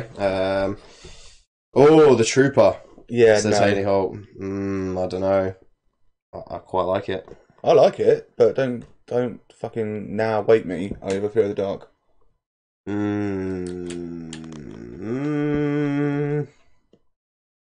Seeing live Fear of the Dark, but Listening to it at any point in life, Fear of the Dark. yeah, maybe. I really like the Trooper. Yeah, it's cool. It's not even my second favourite though. Probably Number of the Beast. Cool. So yeah, underrated for Nirvana. Polly. Esther. You're fucking on it today. Yeah, Polly, fucking really soft song, barely anything going on in it, but it's just such a bittersweet song in the sense that it sounds like a really lovey sort of ballad kind of song, but it's literally about a prostitute getting raped. Wow. So, yeah, I kind of like that really, and I can understand why people might steer away from that side of it, but a lot of people will not listen to that song because it's not heavy enough, and they don't actually give a shit what the message is in it. Right, okay, fair. And for a song like Smells Like Teen Spirit, which is basically like through its like sound is supposed to like shed light on like teen angst, really, just from the way it sounds. Like nobody really cares. In fact, people sort of say the opposite about Kurt Cobain's lyric writing in that song, in the sense that like jalapeno and stuff, like misheard lyrics and stuff, that it just it basically doesn't matter what his voice sounds like or what the vocals end up coming out like. But if you listen to a song like Polly, it shows that he's got fucking fantastic lyric writing. Okay. The other song that I picked, which is still really popular, but I still feel doesn't really get the traction that it deserves, is In Bloom. And blonde. Yeah, that's one. Capsizing the sea into In Bloom. But yeah, those two I couldn't really pick out of them. I guess if pressed, Polly, but they both deserve a lot more traction. To Polly. You'll probably kind of like it in a sick kind of way. Sick. Wait, no, a song about raping isn't like something that will bring me in. No, not like that, but just in the sense that it's like, it's art. It's artistically written in the sense of like, it sounds like a song that should be about like fucking butterscotch scones and having tea with your grandma or something like that. But when you actually listen to the lyrics and what's actually going on throughout the song, it's a bit dark and a bit twisted, but it sounds really like upbeat and finger bopping. Like it's really fucking. That's the wrong phrase. Moving on. Should we get on with some collabs? No, there's penultimate, so we've got one more to go. Oh fucking hell! Right, okay, yeah. So my final. Yeah, go on. It was really hard. This was so fucking hard. Outer Bridge. Oh. So, yeah. Finding underrated was difficult, but that's because there's a fair few of them. Yeah, no doubt. Finding it overrated killed me inside. I went with Isolation. Fair. I'm not actually familiar. Right, it's one of the heavier tracks. Okay. Played every show. It's fucking great. Like, if it's overrated, it's just that bit there. Mostly for the sake of needing to find an overrated. Yeah. Right, okay. It's like one of the most listened to songs. It's always played live. It's heavy as fuck. It's great. But again, there are other songs that I would say were better than that. Fair. Again, this is clutching at straws for an overrated. I've got to be honest with you. But that's what I have. Moving swiftly on from that horrible part of the podcast. Calm the Fire is the most underrated track they've done. It is my favourite track they've done, I think. It's on the Fortress album. Out of the entire discography? Yeah. It's on the Fortress album. It's fucking your favourite track? Above so. Blackbird? I think Blackbird's a close second. What? I love Calm the Fire. What? So good. I'm shocked right now, but okay, carry on. Well, Water's Rising? Yeah, that's maybe their top five. Those Metalingers and probably Watch Over You. It's tough. It's really tough with Alter Bridge because I'm trying to kill it. I love all of them. But Calm the Fire, do you know how that song goes? No. Right, you should, because it's on the best album, and the reason you don't is because it's not rated as high as it should be. No one talks about it. It's not played live. I've never heard anybody say that name. Have you not? Calm the Fire? Nope. Well, I think it's track 7 on Fortress, and it's tasty. Fair enough. So I good. will give that a go. Yeah, do it. Make it your mission of moisture. Thing is, I've listened to Fortress from start to finish under your recommendation and a few other people's actually, and I still don't recall it. Yeah, well, when you go back to it, you'll be like, holy mind boggle. Holy mind boggle. That's crazy. Fair. So do they ever play it? Not to my knowledge. Really? Ever? Wow. I don't know. Maybe the Fortress tour, which I didn't get a chance to see. No, I didn't. Fair. I saw the download during the Fortress tour, but Marzi. that was obviously a short set. Cool. Cool. My last. This is going to be a tough one to pick from 3. Jimmy Blewett. It's a name I haven't heard in a while. Do you know what? I'm going to pick Green Day. Green Day. So, just so that we know, I had Rage Against the Machine, Green Day, and Blackstone Cherry all picked. Blackstone Cherry would have been an obvious one for overrated. Blame it on the fucking boom boom. Yeah, like Song and Burn in Hell. But we're going to go with Green Day mostly because I want a little bit of controversy here. I'm intrigued to hear both of these, actually. Overrated. You're not going to know the underrated. I would put money on the fact that you won't know the underrated because it's old Green Day. Yeah. Overrated is definitely American Idiot. Definitely. I agree with that sentiment. The thing is, Wake Me Up When September Ends is another big song of theirs that is played all the fucking time. However, it's beautiful. It is. It is a really well written song. Boulevard of Broken Dreams is probably the best song in my opinion. Fucking excellent song. Yeah. And that deserves to have that much traction. American Idiot is just literally big because it's a fuck you to American people, basically. I would maybe argue American Idiot or Holiday. Both of those are overrated. Yeah, actually, fair. Because I don't really like Holiday as a song either. No. Whereas I do kind of like American Idiot, it's just not, it doesn't deserve it. Do you know what I mean? Like, next to a song like Jesus of Suburbia, which I get is too long for some people, but it's fucking epic. It is epic. American Idiot just... I like it. American Idiot just doesn't do it for me. In that Especially sense. it's an album opener as well, and obviously the title track of the track of the album. The title of the album. I'd not argue that's fair. Fair choice. Their underrated song, in my opinion, is The Sapphiros Roots, which is on Dookie. Yeah, don't know it. No. Nobody does, and that's the thing, really. People know songs like Redundant and Longview from that album. That's probably about it. I think Longview actually initially came out on Kaplunk, but they re-released it on Dookie. Okay. But yeah, severely underrated song. Never gets played, never has done. Crazy. Shame. Again. Massively. To be fair, they don't play any of their old stuff nowadays, really. Basket Case every now and then. Yeah. Basket is a tune. It is a fucking tune, and it deserves the traction it gets. Yeah. Maybe even a little bit more these days. A bit overlooked now. Yeah, I would agree. Cool whip. And that is it for my last individual pick. Let's collab. Let's collab. Oh, right, okay. And what are we doing? Okay, we're doing that. Okay. We appreciate everyone. So, yes, collaborations. This is where it really kicks off. Should we go with probably the reason why everyone's like, why hasn't Avenged Sevenfold been mentioned yet? Yes, this would be the reason. Yes, let's do it. Avenged Sevenfold. Sir, this is your band, and I have just had a turn, so I believe that you should go first for multiple reasons. Yeah, so I think in this we'll both do overrated, underrated, underrated. Yeah, I'm down with that. Cool. Backcountry. Interesting. Same. Excellent. Cool. I love the song. Okay. Very much so. Drums are great. The whole song is great. Massive, lovely drive anthem. Lovely to drive with. I say lovely. It's like it's a little polite song. It's sick to drive. It's great fun. This fucking awesome. However, as one of the biggest songs of all time, I just don't really get it. There are other songs on the album or in their entire career that are better. Mm-hmm. And if it wasn't based on Hunter S. Thompson's Fear and Loathing, then maybe it wouldn't be as big as it is. Obviously, that's a big part. In terms of the video and stuff as well. Video, or even the lyrics. The lyrics are taken from part of the lyrics are taken from. Yeah, okay. Or the whole backcountry is taken from that. We can't stop here. This is backcountry. And yeah, there are much better songs. There are songs I'd rather hear live in their set. For sure. I mean, they're a band that draw inspiration from things like that and are quite comfortable with writing songs from things that they've drawn like heavy inspiration from that aren't necessarily other musicians and stuff as well. Yeah, for sure. But again, I appreciate the fuck out of it. I love the song, I love the video, but there are just other songs that are much better, and I'd rather see live. I 100% agree. Cool. Fair. Do we agree on our underrated? Probably not. So I've got 5, but I'm not going to go through all of them. I just couldn't break it down. Single out one. I'm going to name all 5 and then go into detail about one. Bronson Cocktail, Coming Home, Strength of the World, Wicked End, and my pick of Victim. Okay.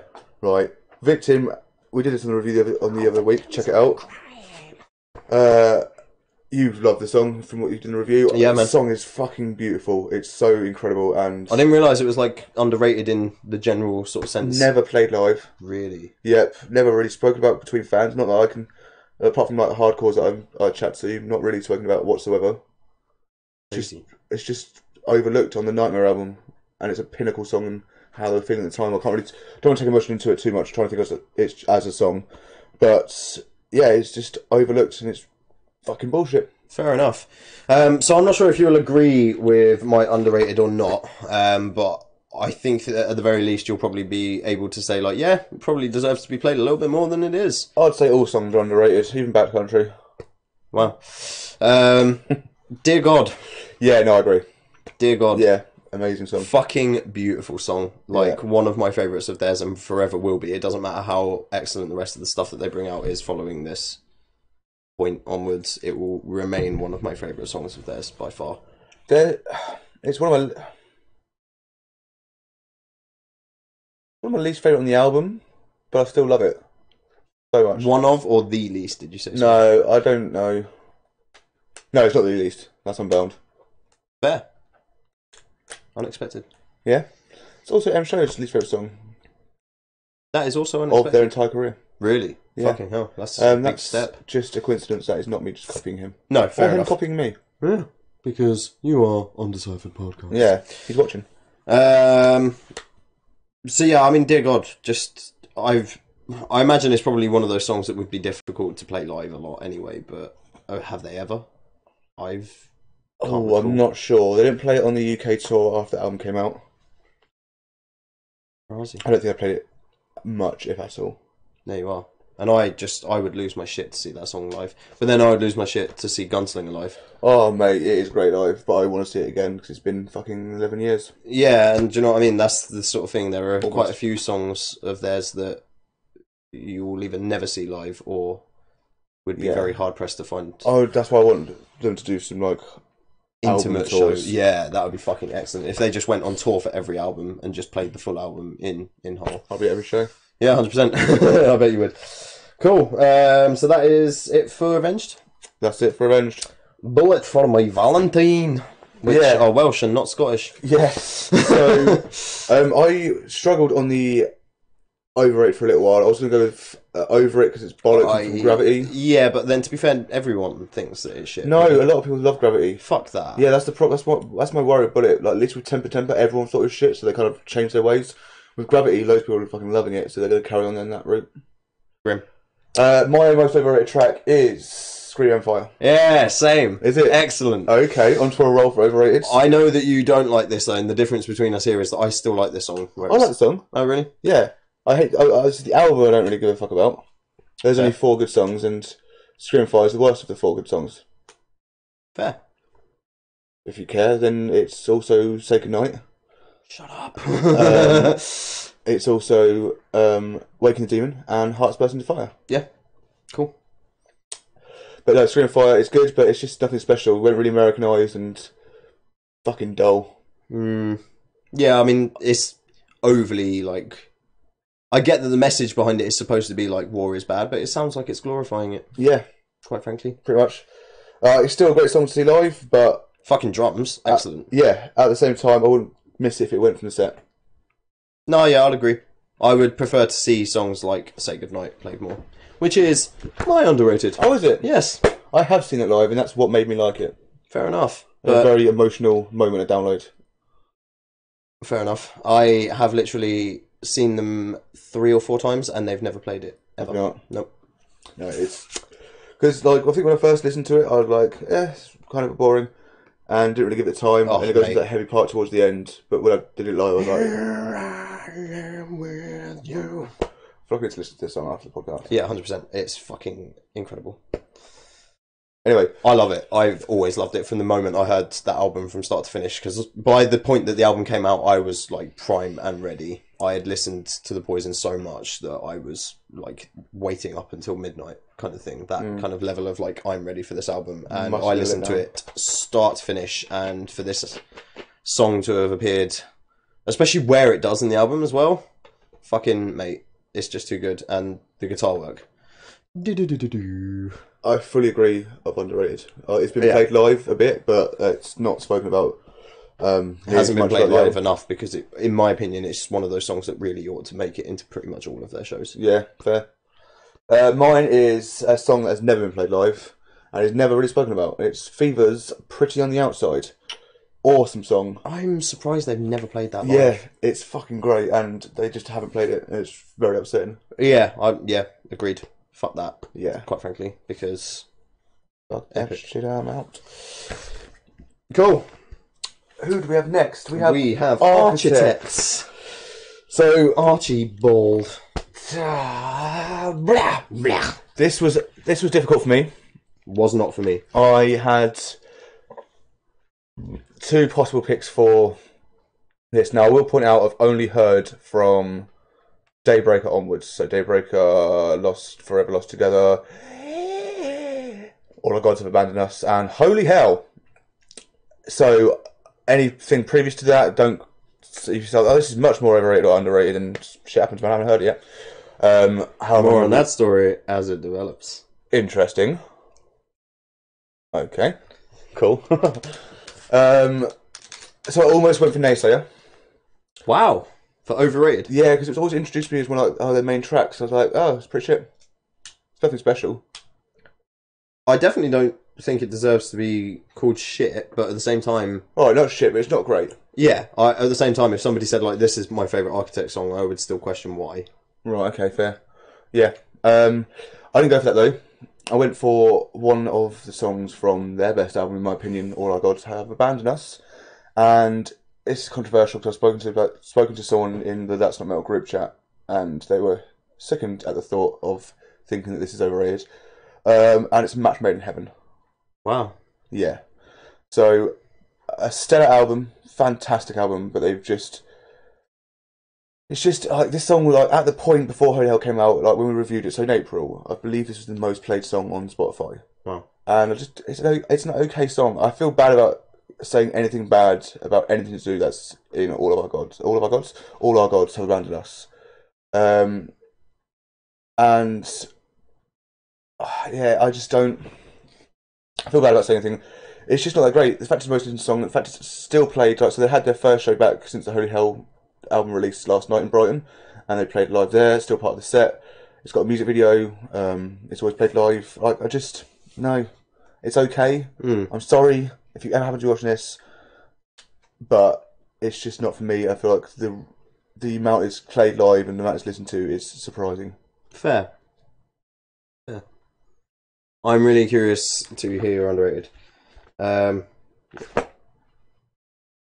feel like you're going to hurt me with your overrated choice for Architects. No, I'm not, actually. And to be fair, I don't actually think it's possible for me to hurt you with either of them because they're both on albums that you have not heard. Okay, cool. Yet. Yes, okay. Oh, I see what's going on. Yeah, you do.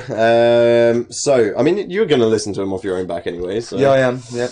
But we have Heartburn for overrated. Oh, this is overrated? Yeah. Okay, so this is the one song that Lewis has heard apart from Memento Mori. So I've heard this name before, and he said that it's a really soft song. It is. Is this from Here and Now? It is. Okay. And intriguing. Quite frankly, on an album that's already pretty soft in comparison to the rest of their stuff, this literally sticks out like a sore thumb as just why. Wow, okay. For me personally, I'm not a fan of the song. Right, okay. Interesting story. So, have you ever been in a relationship where you've been with like a girl and they've been like, "Oh, this is our song," right? Oh, no. Oh, no. Right. So I got so. put this song to me by an ex from years back that was like, "Oh, yeah, this should be our song." And I dislike it so much that I legitimately laughed in her face about it. So that should give you an indication. I'm not heartless. I just have heartburn. And it's an awful song. Yeah, okay. I'm intrigued to listen to it now. Well, just hold on to your hat, sir. That's your wig. Yeah. But yeah, so that's my overrated pick. Underrated for yourself. It's got to be. Like, it was a tough choice at first, but it's got to be Memento Mori. Fair enough. It's spoken about a lot because of what it is. It's not spoken about a lot because of. It's not spoken about a lot because of. Sorry, it's spoken about a lot because of the circumstances. Tom's like Swan Song and stuff like that. But it's not spoken about enough of how good the fucking song is. Right. Right. When you've got things like Gone with the Wind, which is fucking incredible. Right. But that's the anthem of All Our Gods Have Abandoned Us. Can't really talk too much about the new album. I guess Doomsday has been out for a while. It surpasses that, even though Doomsday is fucking incredible. And anything else, like, it's my favourite song, so I'm partially biased, but it should be looked over more. Like, we're not going to talk about it live. It's never been played live. I'm not going to say they need to play it live. Like, I want them to fucking play it live. I want you to play it live, Architects, because you're watching. But at the same time, I entirely fully respect that they. It's hard. At It's least fucking difficult. Yeah, like so at their tour before the album work started. They played like the intro to it, and he would sing "As Above, So Below," then just go into "Nihilist," which is fucking heavy as fuck. So they play a little bit of it, but Sam, at least a few months ago in a Kerrang interview, Sam said he's only heard that song once since Tom's death. Like he can't listen to it anymore. So I want to play it live in a try not to sound like a selfish fan kind of way. I feel like they should play it live because it's Tom's last piece of work, and I feel like they'll get to a point where they'll be able to. I hope so. I'm assuming. I obviously don't know Tom whatsoever, or didn't know him in the past. I'm assuming Tom would want them to play it live. They know him better. Maybe he wouldn't. Maybe they can't. Maybe they know he would, but they just can't bring themselves to do it yet. Maybe the two can work in unison. To be fair, maybe they know that he would be able to, or like, would want them to do it, and that's kind of making them feel like they're not. Because there's a pressure there as well, really, in their circumstances at the minute. So maybe they're just like, if we're going to play this live, we're going to fucking nail it. Praying for Wembley, but again, do it when you're ready. If you're never ready, then fine. Just hopefully be ready. Underrated. Underrated for me is a song that you definitely won't know because it's albums away from where you are at the minute. Dead March. What album's that on? Holocron. Okay. This is the heaviest fuck one. The album? Yeah. Yes. Is it Hollow Crown into First and Last, Here and Now? Yeah. Right. So you're only a couple away, but yeah, it's fucking. I was a fan of the album when it was their only album, and well, minus the EP/demo things that they've done before that, but I picked up on them as a band through Hollow Crown. That was the first album of theirs that I gave any light to at all. And it was really fucking good, except me and a whole bunch of friends that were listening to similar sort of stuff at the time all agreed that the album was really sick, and everyone else seemed to go for the namesake track as being the best on the album. I really like it. However, specifically people said that they did not like this song. Right, okay. And a lot of people that I know to be fans of the band, even still to this day, agree that this is the weakest one, or say that this is the weakest one. Agree with each other that this is the weakest one on that album, and I firmly disagree. Can you repeat the name of the song, please? Sorry. Dead March. Dead March, okay. So when you get there, keep an eye out for it, and tell me what you feel about it. But okay. Quite frankly, awful. Absolutely fucking awful that people think that that's like a cop-out of a song. Right. And is it still heavy as fuck? Oh yeah. The whole album, my friend. You're in for a fucking treat. Excellent. Yeah, there's maybe like 3 or 4 points in the album where there's some singing. One of them is the namesake track. It's quite heavily sung, but then there is like a heavy part to it as well. Okay. The rest of the album is literally shit your pants kind of screams. Sick. I'm intrigued.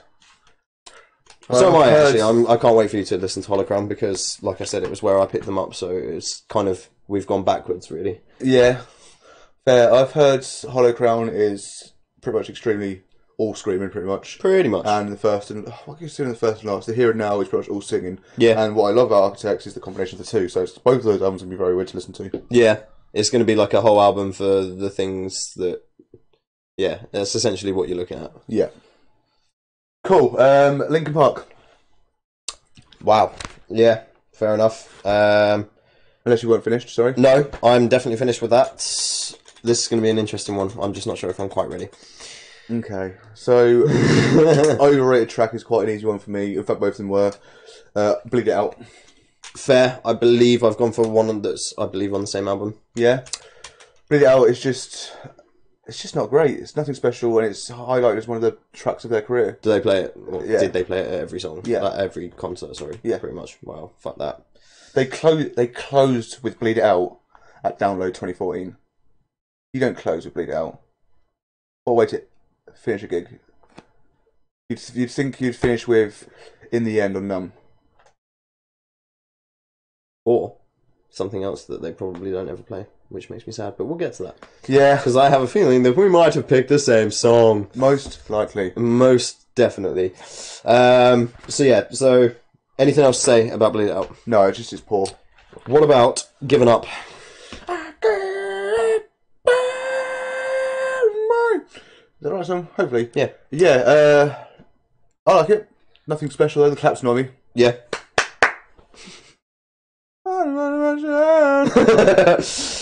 No, it's an okay song. I wouldn't say it's awful, okay. but I would say that it's still a few measures away from being good or like enjoyable for my personal taste. It's just even on the album when I agree with that, it's a bit overrated. Yeah, on the album you've got pinnacle songs such as. Why are you doing this to yourself right now? No, I'll Google it. I'll WhatsApp it. No, I don't WhatsApp. I just think, personally for me, this song really not doing it at all. And again, it's outlined as another big one of theirs. I know it's one that they've got a video for because it was relentlessly played on Scuzz when it first came out. And I just don't have time for that. Ain't nobody got time for that. Not even one person. So they've got awesome songs such as What I've Done and No More Sorrow on the same album. Yeah, I wouldn't say What I've Done is not overlooked because that's one of the biggest rated tracks, but I would say it's fairly well rated. Fairly. I almost picked it as a bit overrated. Did you? Yeah, but then I also very nearly picked Numb as overrated as well. Fuck. That's just silly. It's not Numb's really, incredible. because it is a good song. It's a really rated. good. I'm not sure about that. I think they've got better songs personally, but okay. Moving swiftly on to our encore. Yeah. Before there's a fight. Do you want to say it on 3? 1. Underrated track, sorry. Underrated track for Linkin Park is 1, 2, 3. Somewhere along, 100%. Oh, you sly boos. We've had a discussion about this before. It's an incredible song, should be played live all the fucking time. Should have. And it never really was. I never saw it live, and the couple of times I saw them, yeah. I'm pretty sure if they've ever played it, it's probably like something that they keep to like US shows every now and then or something like that. I saw they played it on their final UK tour. Wow. Yeah. I would not do what I was going to say to see that, but I would do unspeakable things, I guess. Yeah, I would really hurt someone to see that live. Mate, what more can be said, really? It's just a fucking severely overlooked. Severely overlooked. I don't get it. Don't get it whatsoever. Is it your favourite song of this? Yes. Yeah. By a mile. Yeah, same. Cool. Schlaubnaut. Schlaubnaut. We move on to the Schlaubnaut, which is perhaps an insensitive choice following Linkin Park, but there you are. Do you want to go first? Or? Yeah, this is probably quite controversial. Go for it. I'd even go as far as to say the song's actually shit. Woo! Wait and Bleed. What? Yeah, I'm not a fan. Fuck off. It's so overrated. It's so boring. Fuck No, off. It's not a good song. It is. No. It's a fucking epic song, and Not I have me. a feeling that your tech guy is literally about to shit on you right now. That's fine. I severely hope he's about to shit on you right now. Where's he going? Oh. What are your thoughts, Rob? On your choice, I think that's despicable, and you need to really seriously reevaluate It's whether such or a not. boring song. It's fucking not. Yeah, it is. No, it's not. What's intriguing about it? What's really that great? The introduction to some softer vocals in the album that demonstrates that he can actually sing from a very early point, which is something that His people singing don't. isn't that great in the song. It's not. No, he definitely needed time to pour into his singing and stuff. So, It's not- to say it's as far as to say it's shit. Hold up. Just Wait a because minute, he damn. first introduced singing here does not mean it should be recognised as good. I personally think it has more than that. If you let me finish, like it's a well-crafted song. It is. It's so boring. It's really not. I appreciate the fact that like people have come to love, or especially in the self-titled, people really loved the fact that there didn't really seem to be much in the way of like strict structure to the songs, if that makes sense. And this is the first one in the album that has a bit of like fairly strict structure. And yeah, man, they were finding their sound.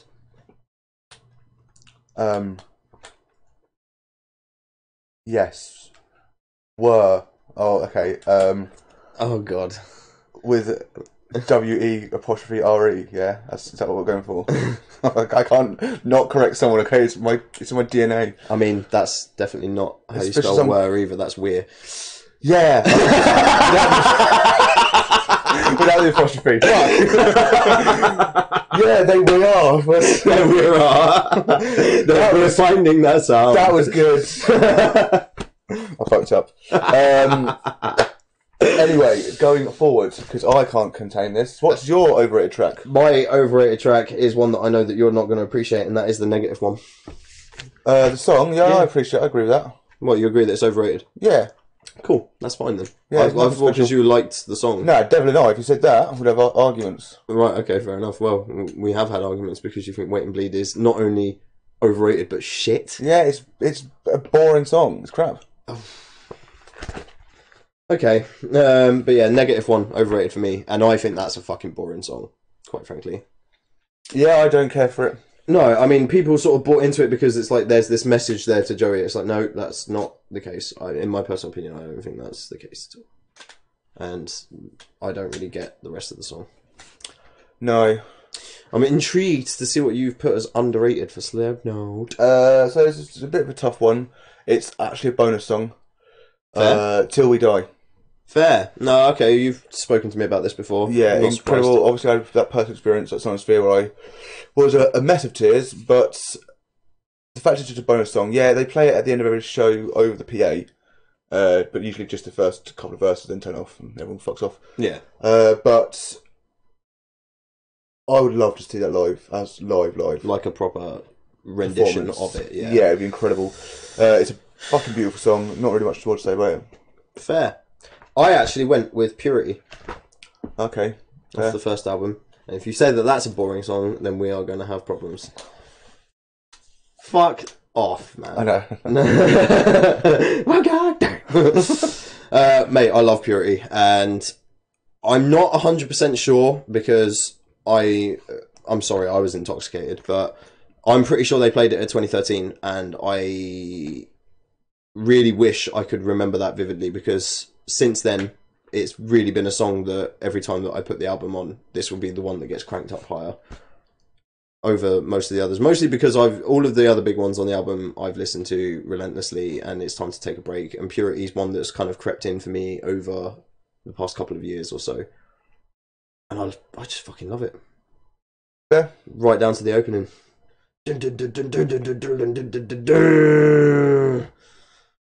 So good. I like it. Yeah. I'd say it's rated fairly, but I think it's underrated, mostly because I can't recall if they played it at 2013 download, but I don't really see much about them playing it live often. So, and I personally believe it deserves to be. So there you have it. Hit me with your rhythm stick. Corn. Fucking hell, here we go. I'm gonna make myself severely unpopular now. Got the Life. Yeah, no, I'd agree. Pretty overrated. Shit song. Yeah. Nothing special. I hate his vocals in it. Fair. Similar things to say about mine, actually. Yeah. I know that you're going to dislike it. Okay. If it's my favourite song... It depends on what your favourite song is. Well, we'll find out. Yeah, I guess we will. After this break. And a word from our sponsors. Hi, you want me to say mine, or have you got anything to say about yours? No, I just... Nothing don't special. like his vocal style. No, it's not a good song. It's in the top 5 played songs. Fair. Are you ready? It's Coming Undone. Okay, it's not my favourite song. What is, just out of interest? Or is that your underrated? No, Falling Away From Me. Oh, okay, no, that's fine. But yeah, Coming Undone, don't think it's special at all.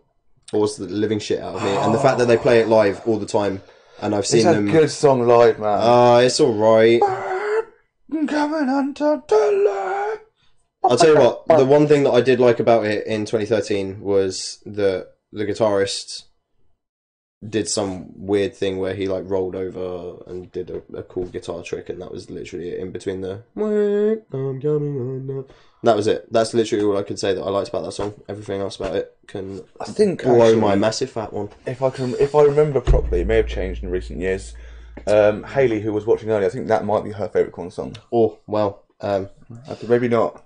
Maybe not. It is. You're just guesstimating, really. I'm sure there's nothing in the room to tell you that you're wrong there. That psychic thing she had. Yeah, she just sent a little message like, "Nah, mate, you're wrong." No. Well, I thought it was a few years ago. Obviously, Blind is a fucking excellent track to open any show with, though. Quite frankly. Oh, you ready? Is that your pick? Ready? Is that your underrated, Blind? No. No. Alright. Do you want me to go for mine first? Yes. So, this is an album that has been thrown in the trash on their career. It is the main single from it. It is Oildale, Leave Me Alone. Underrated. Never even heard of it. There you go. Not many people do because no one really cared. It was on Corn 3, Remember Yourself, I think it was called.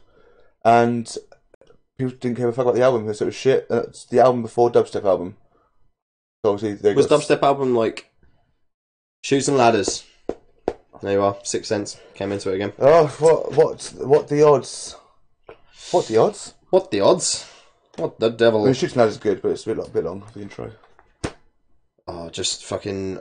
To be fair, I'm now questioning. I can't say that Blind is underrated because they open virtually all of their shows with it. So it's not yours anyway. No, it's not. But the minute that you said it, I was like, should I have picked that? No, I don't think it's fair to say it's underrated at all. I don't think it's fair to say it's overrated either. No, I say it's about right. To be a set opener for every show. But Oildale, I would ask you to check it out. Like again, it's vastly looked over, but it's a really good song. Okay, fair enough. And what album? Sorry, Corn 3. Okay, so was dubstep album like more critically received positively than this album, or if people shout all over this? I think so this was shut over, and they went, we're going to change our sound entirely and do the dubstep stuff. I feel like it was critically acclaimed, mostly in a good way because of how successful it was and how they branched out. But obviously, a lot of metal pages are probably like, this is shit. Sorry, the minute you say critically acclaimed, all I can hear is yeah.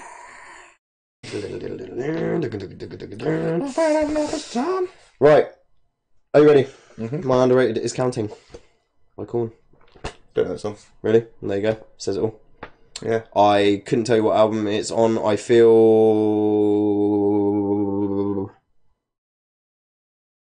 Haley, help me out here. What album is it with the fucking voodoo doll on the front? I'm gonna kick myself in a minute.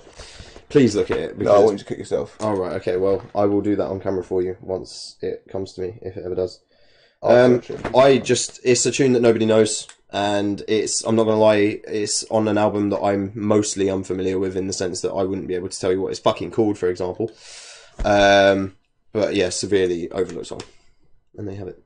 I'm really curious to move on, because issues. Thanks, Haley. Thanks for ruining that. Well, no, because you fail, mate. Yeah, all right, fair enough. You know what? That was worth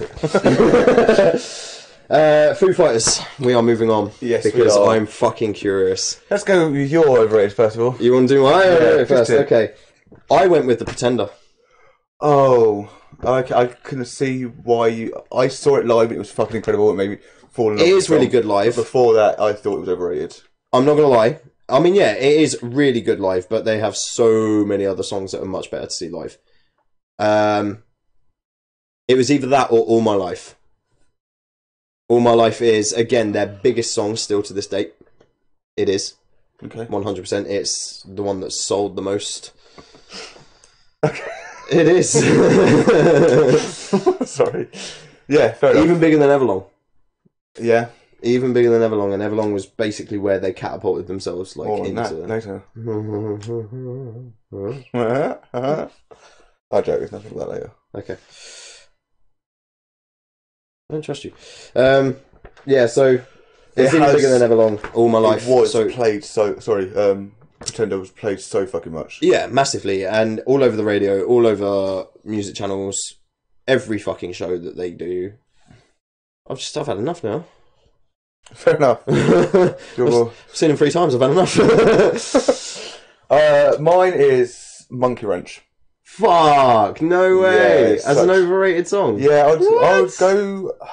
I'd push it. I make a point of not listening to this song. Like, I'm not saying shit. I'm just saying it's not great. Also, it's just not great quality overall. I find it to be one of their it's not one of their best songs at all. Fair. And yet it still gets the treatment of one of their best or biggest songs, should I say? If I'm not mistaken, is this not the one that's in? Guitar Hero. Yeah, that and a film. I don't know about that. Me, Myself, and Irene, maybe. There's a video. There's a video. I think I remember it being in there, and there was a music video with part band, part film, wasn't it? Yeah, and I'm pretty sure it is that as well.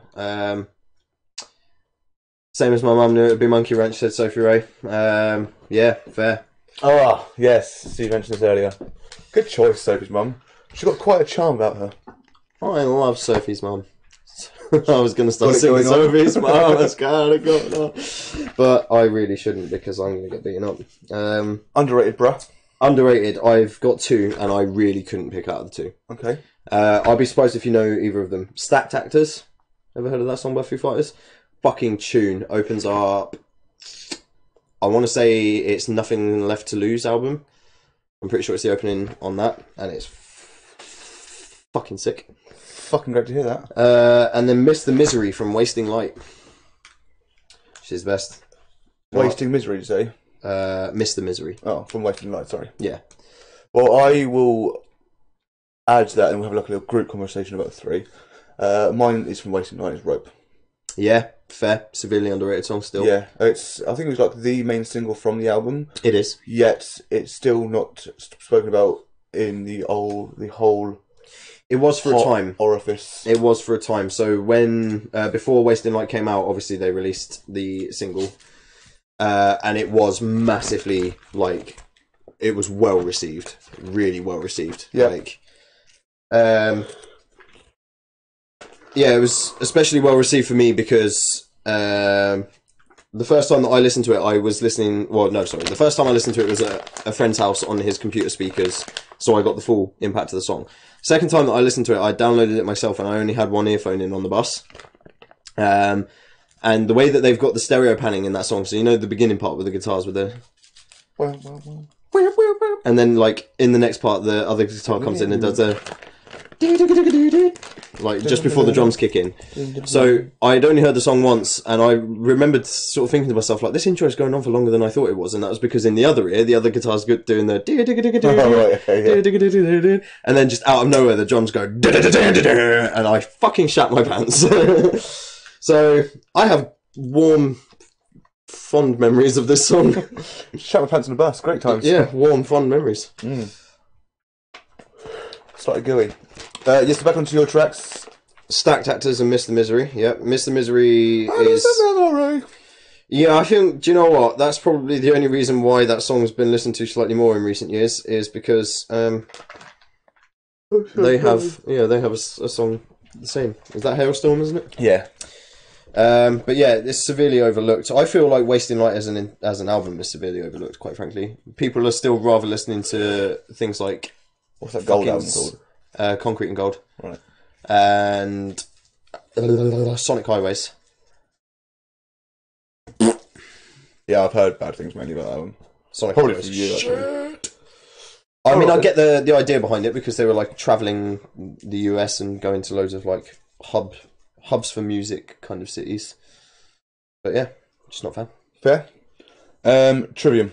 Do you want me to kick it off? Yeah, please do. Strife is overrated. Yes, it is. Have you got the same? I have. Oh, cool, man. Yeah, it's probably the highest rated song on that album, which is an album that should never see the light of day again. From Vengeance Falls. Really? Yeah. Produced by David Draiman. Draiman. Really? Yeah. I did not know this at all. Yeah. But then to be fair, I've only heard this and a couple of other songs from the album. It's so bad.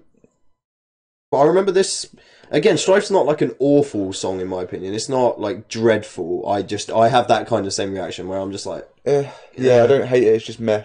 If somebody one of the annoying things about the last UFC game they brought out before the newest one is that Strife is a song that's on there, and it came on all the fucking time, and it produced that effect every time it did. Yeah. Yeah, it's nothing special. There's no way that you can change it's still it. in the set as well, Strife set. I don't really care for it. The thing is, the opening on guitar set me up for... The first time I heard it, set me up for okay, this could be good, and it just wasn't.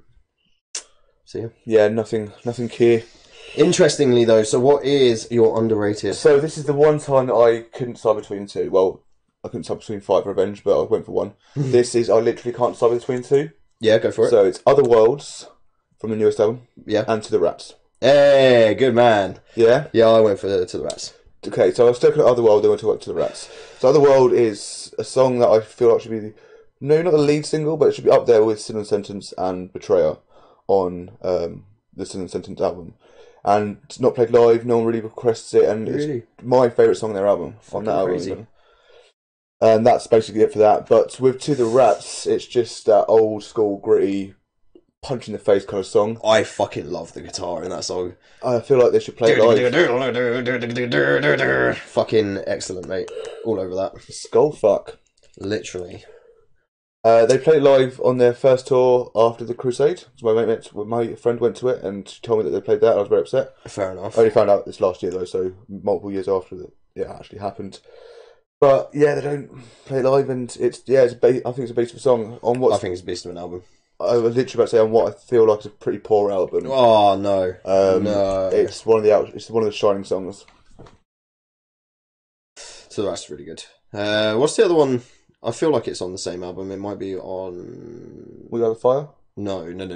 That is not overrated. It's okay, but I think it's rated fairly. Yeah, I guess. It's got kind of like a Mexican Spanish-y kind of feel in the beginning, and then it kicks in like really dirty. I'm gonna have to look at this afterwards, but yeah, I feel like that's underrated as well. But nowhere near to the level that To the Rats is. So we move on to Marilyn Manson. Marilyn Manson, daughter of Marilyn Monroe and Charles Manson. Yeah. Daughter, man, child. Yes. I'm going to make myself severely unpopular, probably in the room and in the world of people watching us, which is 2 people. Yeah, the best 2.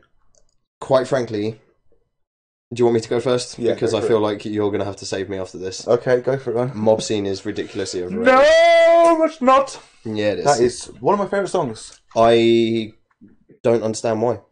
I don't even think it's even rated that high in his category. Oh, it is. Oh, it is. Everyone. You sure this is not just you don't like the song?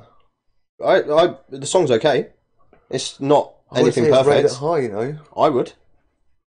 Oh. It makes it onto all of the compilations that he's done. It makes it onto fairly high up on any playlist that you can find that's Manson oriented.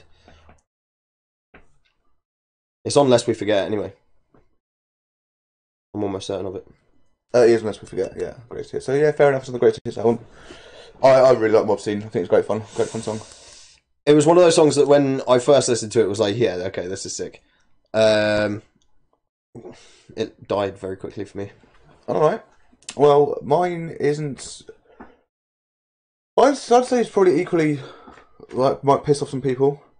It's a cover song. No. It's definitely not Sweet Dreams, because that's a perfect song. That is. It's definitely not Tainted Love, because that's pretty fucking good too. Good. So that means Personal Jesus. Yeah, it's a weak song, weak cover, nothing special about it.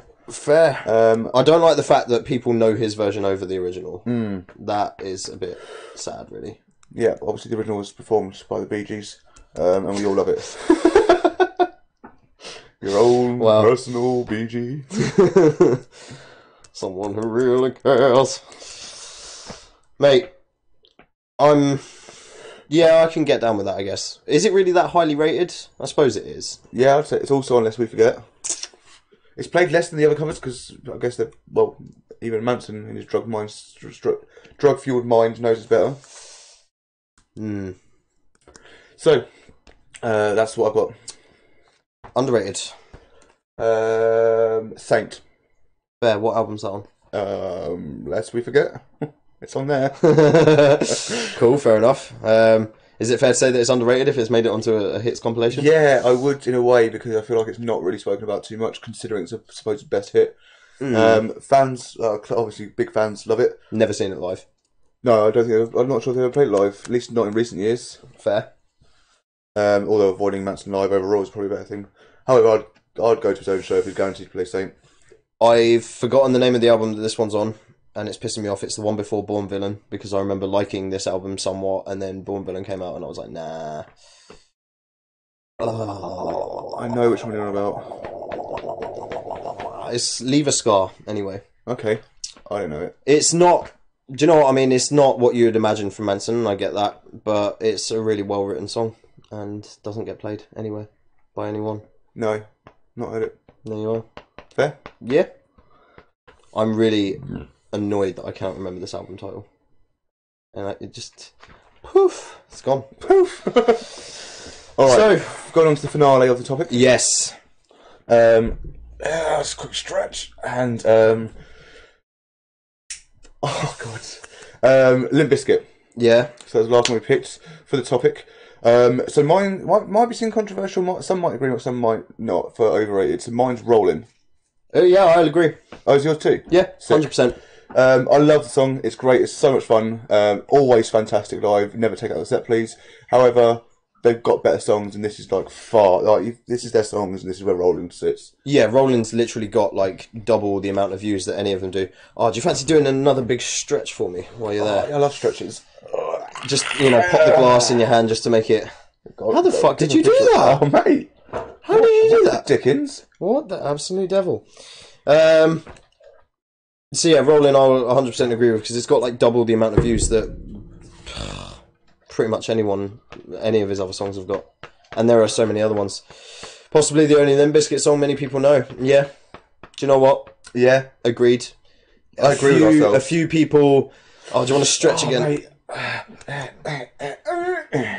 Oh, wow. Sitting down for a while, guys. You are a saint. Fucking. Are you sure you want to give me your drink? I'm actually Jesus. I can turn stretches into water with juice in it. Yeah. Fucking hell. So with juice in it. I don't think Jesus would want that. No. We appreciate everyone. It tastes good though. So yeah, Rolling. It's just a step too far for me. Like fair. Great song, but like it is a fair thing. So to many say. better variants of songs. Cool. Song.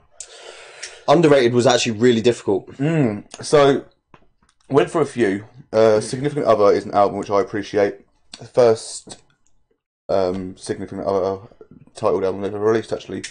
And I had two from here. And one is Eat You Alive, which is fucking fantastic. Epic song, but they do have a music video. It is played live. It's fairly requested by fans. Yeah. Build a Bridge.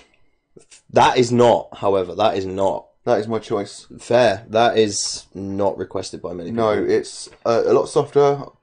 But Limp Bizkit have proven they can do soft with Behind Blue Eyes, for example. John the Tech Guy says Shark Attack. Yep, fair. I'm Yeah, pretty Build a Bridge. Yeah, go on. So sorry. Yeah, Oh, yeah. it's a much softer song, but it's executed perfectly for me. So good. Yeah. I think I heard it like when I was a lot younger. It showcases that he is like a fucking legit musician as well. Like a lot of people that have only heard Rollin' and a few other songs would probably be like, oh yeah, he's just that guy that raps and does a bit of heavy guitar on top. It's like, no mate, he's fucking epic. Yeah, exactly. Well, Limp Bizkit are still widely laughed at by the metal community, to be fair. I don't understand why. No. Personally. But I'd say it's still in a minority, but I might be wrong. But yeah, I would say listen to Build a Bridge because it's great. Fair. I'm pretty sure this is on the same album. I went with Underneath the Gun. Oh, yes. Really underrated song. Severely. And I don't think they've ever played it. I'm not sure. I fully agree. I don't think they played it either. Yeah. Not at the times I've seen them. But there you are. I mean, I missed my chance to see them. I've seen them a few times. I don't think I've even seen Behind Blue Eyes live, which needs to change. It does, but at the same time, I can understand that that's a difficult song to pour into a live performance. They cover, I know it's a bit more upbeat, but they cover Faith live still. Interesting. The George Michael cover. Cool, so that's our 20 overrated and underrated tracks. Yeah, man. Fucking, well. Bands we love. Yeah, 30 overall. 30 overall between us, yes. Balls deep. Madness. So, if you have any opinions on that, stick them in the comments and love it. Shall we move on Yes. to our album review? So, a few weeks ago, whilst unsurprisingly listening to Holy Hell by Architects, Yes. it was goes on to Spotify's like recommended tracks afterwards. Yeah. And a song on this album by Rolo Tomassi. The album is Time Will Die and Love Will Bury It by Rolo Tomassi. And this song came on. I was like, fuck me, this is a fucking pretty good track. Switched my phone back on like the screen to see what it was. I was surprised by this because my history of Rolo Tomassi is I heard them once when they first came out, like in 2008 when Kerrang was playing them. And I was like, oh, new band, fair enough. Oh, female lead singer, that's pretty interesting sometimes. And the screaming was like, no, it's not for me. I've personally changed a bit in my music taste since then. Yeah. So I thought, fuck it, this is my next pick. So here it is. Are you going to point out which song it was that drew you? Do you have any guesses? I do. So should I point it out? I'll point it out at the song. You point it out now which one you think it is. I think it was Aftermath. Do you? I do. Interesting. Let's start off, shall we? Yes. With Towards Dawn. Which is quite possibly the most overdrawn. It's interesting, but fucking who needs 3 minutes and 44 seconds of synth for an opening of an album? Same though, Kieran. I'm not sure what you're saving me to, but thank you. Yeah, it's such a long intro. Starting off with such a long intro. That it feels like it does nothing for the album at this point. It drags on for quite a while. Yeah. It puts you into a dream state kind of feeling, though with the calm noises it gives. Yeah. And it transitions into Aftermath really fucking well. Which I heard for the first time whilst reviewing this album. So you're wrong. Hey, there you are. So yeah, I will agree with the dream state thing, and I think that works really fucking well to go into Aftermath, because that is a very sort of like slips in and out of. I mean, it's really experimental. It's really mathy. Her vocals are fucking wonderful in this song. Quite frankly, like she can sing really well. Yeah, I agree. And they're odd as well. A little bit of discordance, a little bit of dissonance going on there. It's really nice. Yeah, really sick. I love this song. You love this song? I do. Wow, okay, cool. So straight away, this is not what I expected from Rolo Tomassi, as previously mentioned, from what I heard back in like 08 or 09. This song is rather soft, and the vocals surprised me quite a lot. In a bad way, or? No, not in a bad way. Excellent. Just like expected full on scream the whole way through. I like this song a fair bit. Eva Spence, the vocalist, her vocals are very delicate and easy on the ear at this point in time, and the drums stand out on this song. You like that, pal? Yeah. Fair enough. Basic. Yes, the drums stand out on the song. The camera. The drums stand out quite a fair amount in the song, but they're basic, really techy, but they stand out. Yeah, they're like really technical though, and like offbeat rhythms and stuff like that. Yeah, they come. Yeah, excellent. Techy, but they don't seem all. They're not in your face. No, I think. I mean, don't quote me on this, but it wouldn't surprise me to find out that they're labelled as like an experimental math rock kind of band or math metal kind of thing, purely for the way that their drums are structured in songs like this. I avoided screaming when I first heard them, and I didn't really give them a chance after. Oh, yes. Same though, Sophie. So, anything else to say about Aftermath? Aftermath metal. No. Cool. Rituals. What did you make of it? Another good transition to what goes into an immediately heavier song. Forget what I said about Evil's vocals being easy on the ears. The piercing screams in this song are very impressive, and is rarely seen with female vocalists, so this is great to see, whilst the guitars and drums can get a bit repetitive at times. They are still performed very well, and the song is good. Yeah, I'll agree with her vocals. Really fucking surprised me after the first song. I'd never heard anything by this band before, this album at all. I didn't even know who they were. I just thought they were a band with a really silly name. Right, yeah, fair enough. I like Rolo's though, so I'll give them a go. Yeah. Heavier punch in straight away, still experimental feeling. Their drummer is fucking wild. I'm enjoying it a lot so far, and her vocals were very reminiscent of sort of like Cradle or Arch Enemy. Yeah, I agree. Done? Yeah. The Hollow Hour, the first song I ever heard of Rolo Tomassi. Ah, okay, this is the one. Well, it's not ever heard of this album at least. The first full song I ever heard. So, with a constant drum beat from the start, which is what really appealed to me. Transition again. Yeah, transition's good again. Yeah, for sure. Yeah, so constant drum beat from the start, adding guitar. When will I need speech therapy for my own language? I think.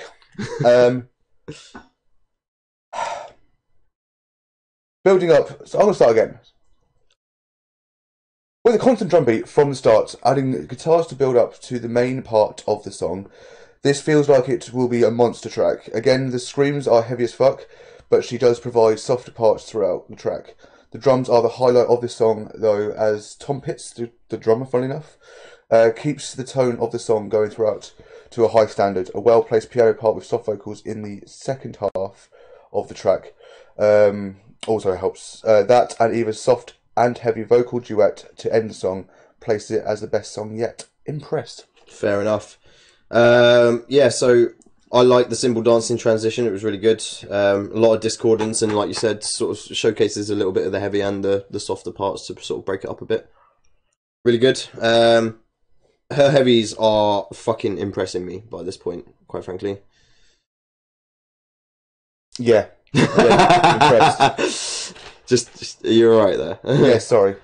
Just checking the time. Yeah, so cool. That's pretty much all I have to say. I'm still really impressed by this point.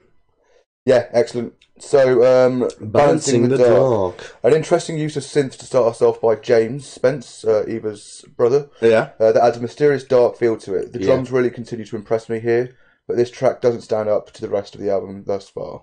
Yeah, I put pretty much the same sort of thing. I kind of like the synth feel. It's like eerie, gives it like a really fucking dark kind of feeling to it, but it is a bit duller. Yeah. Than everything else so far, and that was pretty much all I could really write about it. Yeah, fair enough. On to Alma Mater. Mater? I'm going to go with Alma Mater. Sure. So this track, however, is a fucking beast from the start. The drums are insane at times, and Eva's vocal screams sound so passionate. They're simply brutal, with the screams of the lyrics of the actual album title, one of the best on the album. Yeah, I'll agree. Cool off rhythm, straight in. The build of the song is like gluing. I love the lyrics as well, and obviously the album name in the chorus bit. Really cool. But yeah, the fucking off rhythm drums just had me stuck straight in, and I believe this is my favourite on the album. Okay, yeah, this is close. Maybe it's tough with what we're going. Flood of Light, stacking up at 8 minutes 20 seconds. This song takes you through multiple styles of their catalogue of talent. The song gets better as it goes on, with the middle section really grabbing my attention. Going to the last vocal parts.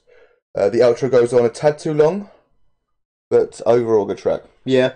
Very good track, actually. Got a lot of the same sort of quality so far, in the sense that it's not really similar to the rest of the album, which is something that I found quite interesting about these guys, is that in a lot of reviews that we've done before, we quite often find ourselves sort of saying, like, by this point in the album, I feel like I've already heard the album because it's that similar to the rest of it. Something that I couldn't say about these guys by this point, so I was really impressed. But it's got all of the right sort of qualities in it that the other songs share as well. But I did agree it was really long, and the outro was just a bit much. Yeah, fair. Whispers Among Us. Yeah, I really like it. Another brutal, heavy start. This track has a slower pace with more droning guitar parts. Once again, it goes into a softer singing section with calmer instrumentals. Probably the weakest song on the album so far. Oh, okay. I really like it. I love the sort of piano and synthy bit in the middle. She demonstrates her vocal abilities well. Okay. So, definitely not along the bottom for me. No, fair enough. It was really good. On to the penultimate track, Contretemps. Yeah. Another 8+ minute song, starting off with a nice instrumental piece, gradually getting heavier and again falling back into the softer style. To close the track, once again shows the multiple styles the band can adjust to and perform. Yeah, another long one, pretty sick again. It's also different, although in some ways I feel like it's kind of like-minded with the rest of the album. So like I said a minute ago, at this point it's like it's sharing enough of the same sort of qualities as the other songs that have drawn me in the sense that like she'll chop and change, and in this song it is really good to have like a softer opening, a really heavy sort of middle bit, and then a softer close again. Yeah. And I really like that they can showcase that in one song, quite frankly. So yeah, really impressed. Yeah, cool. And we move on to the last track on the album, which is Risen. Yep.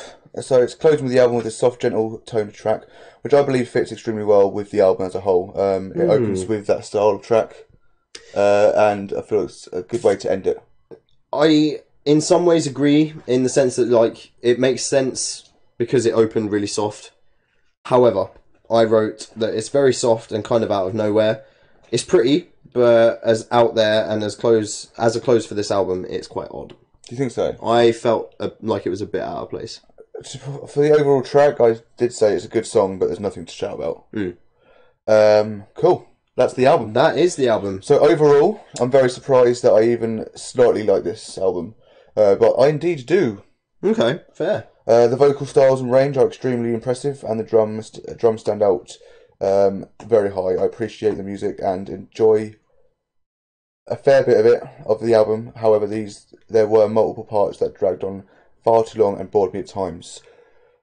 Yeah, I can agree. Really interesting band. Not many others doing the whole sort of experimental thing. So yeah, I'm really intrigued. I agree that parts of it were perhaps a bit overdrawn, but again, it's kind of fits their bill, I guess. Yeah. I would definitely try more. See where they go. Yeah, fair. So we never know each other's ratings. Nope. But we had a quick discussion earlier. We still don't know them, but I assumed that it's very rare that I have a specific pick, like a specific number straight away. This day I do, and we both assumed that ours would be the same. So I'm intrigued to see what the number is. I've rated this 6 out of 10. Oh, we're 1 mark off. You're 7. I gave them a 7. Yeah. Fair. It's a really good album, to be fair, and I wasn't expecting it at all. Yeah, I enjoy it. I would listen to some of the tracks again. Mainly the Hollow Hour and Alma Mater. Yeah, cool. Cool. Mate, that is our album review. Yep. Thanks for tuning in for this 2.5 hour podcast. Fucking hell. Yeah. There we have it. So next week we will bring you the topic of the second instalment of the Tour of the World. Yeah. And that is... Go ahead. USA. USA? USA. No, USA. Oh, USA. Right. You friend. USA? USA? Yeah. We're going to focus on some bands that were birthed in the States and quite arguably are the face of American metal back in the day and to the modern day. Yeah. So from 2 weeks ago, if you didn't see it, then check it out. We started the Tour of the World series with the UK, and because we're homebred like that. Oh yes. We'll go along the same premise of what we did before, which we'll talk about the history, what started music in our genres in the US, and how it is kind of now, and in between. Yeah, and to be fair, we can probably bounce back off of some of the UK stuff as well, because they have a very shared history. Yeah, for sure.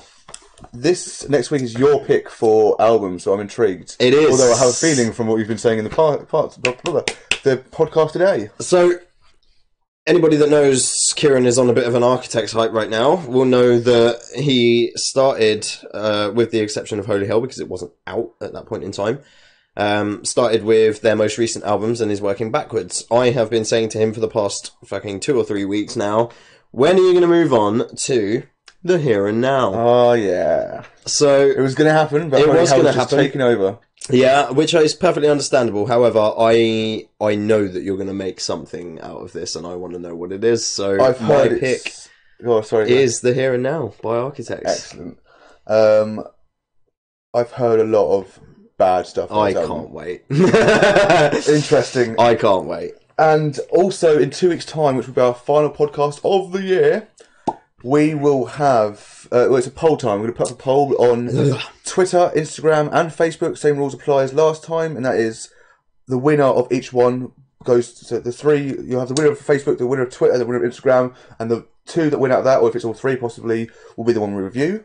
And this week, in simple terms, choice first. Yes. In simple terms, whoever dominates the most platforms. Yes. Yes. Wording. Because I'm not going to lie, even I got confused then.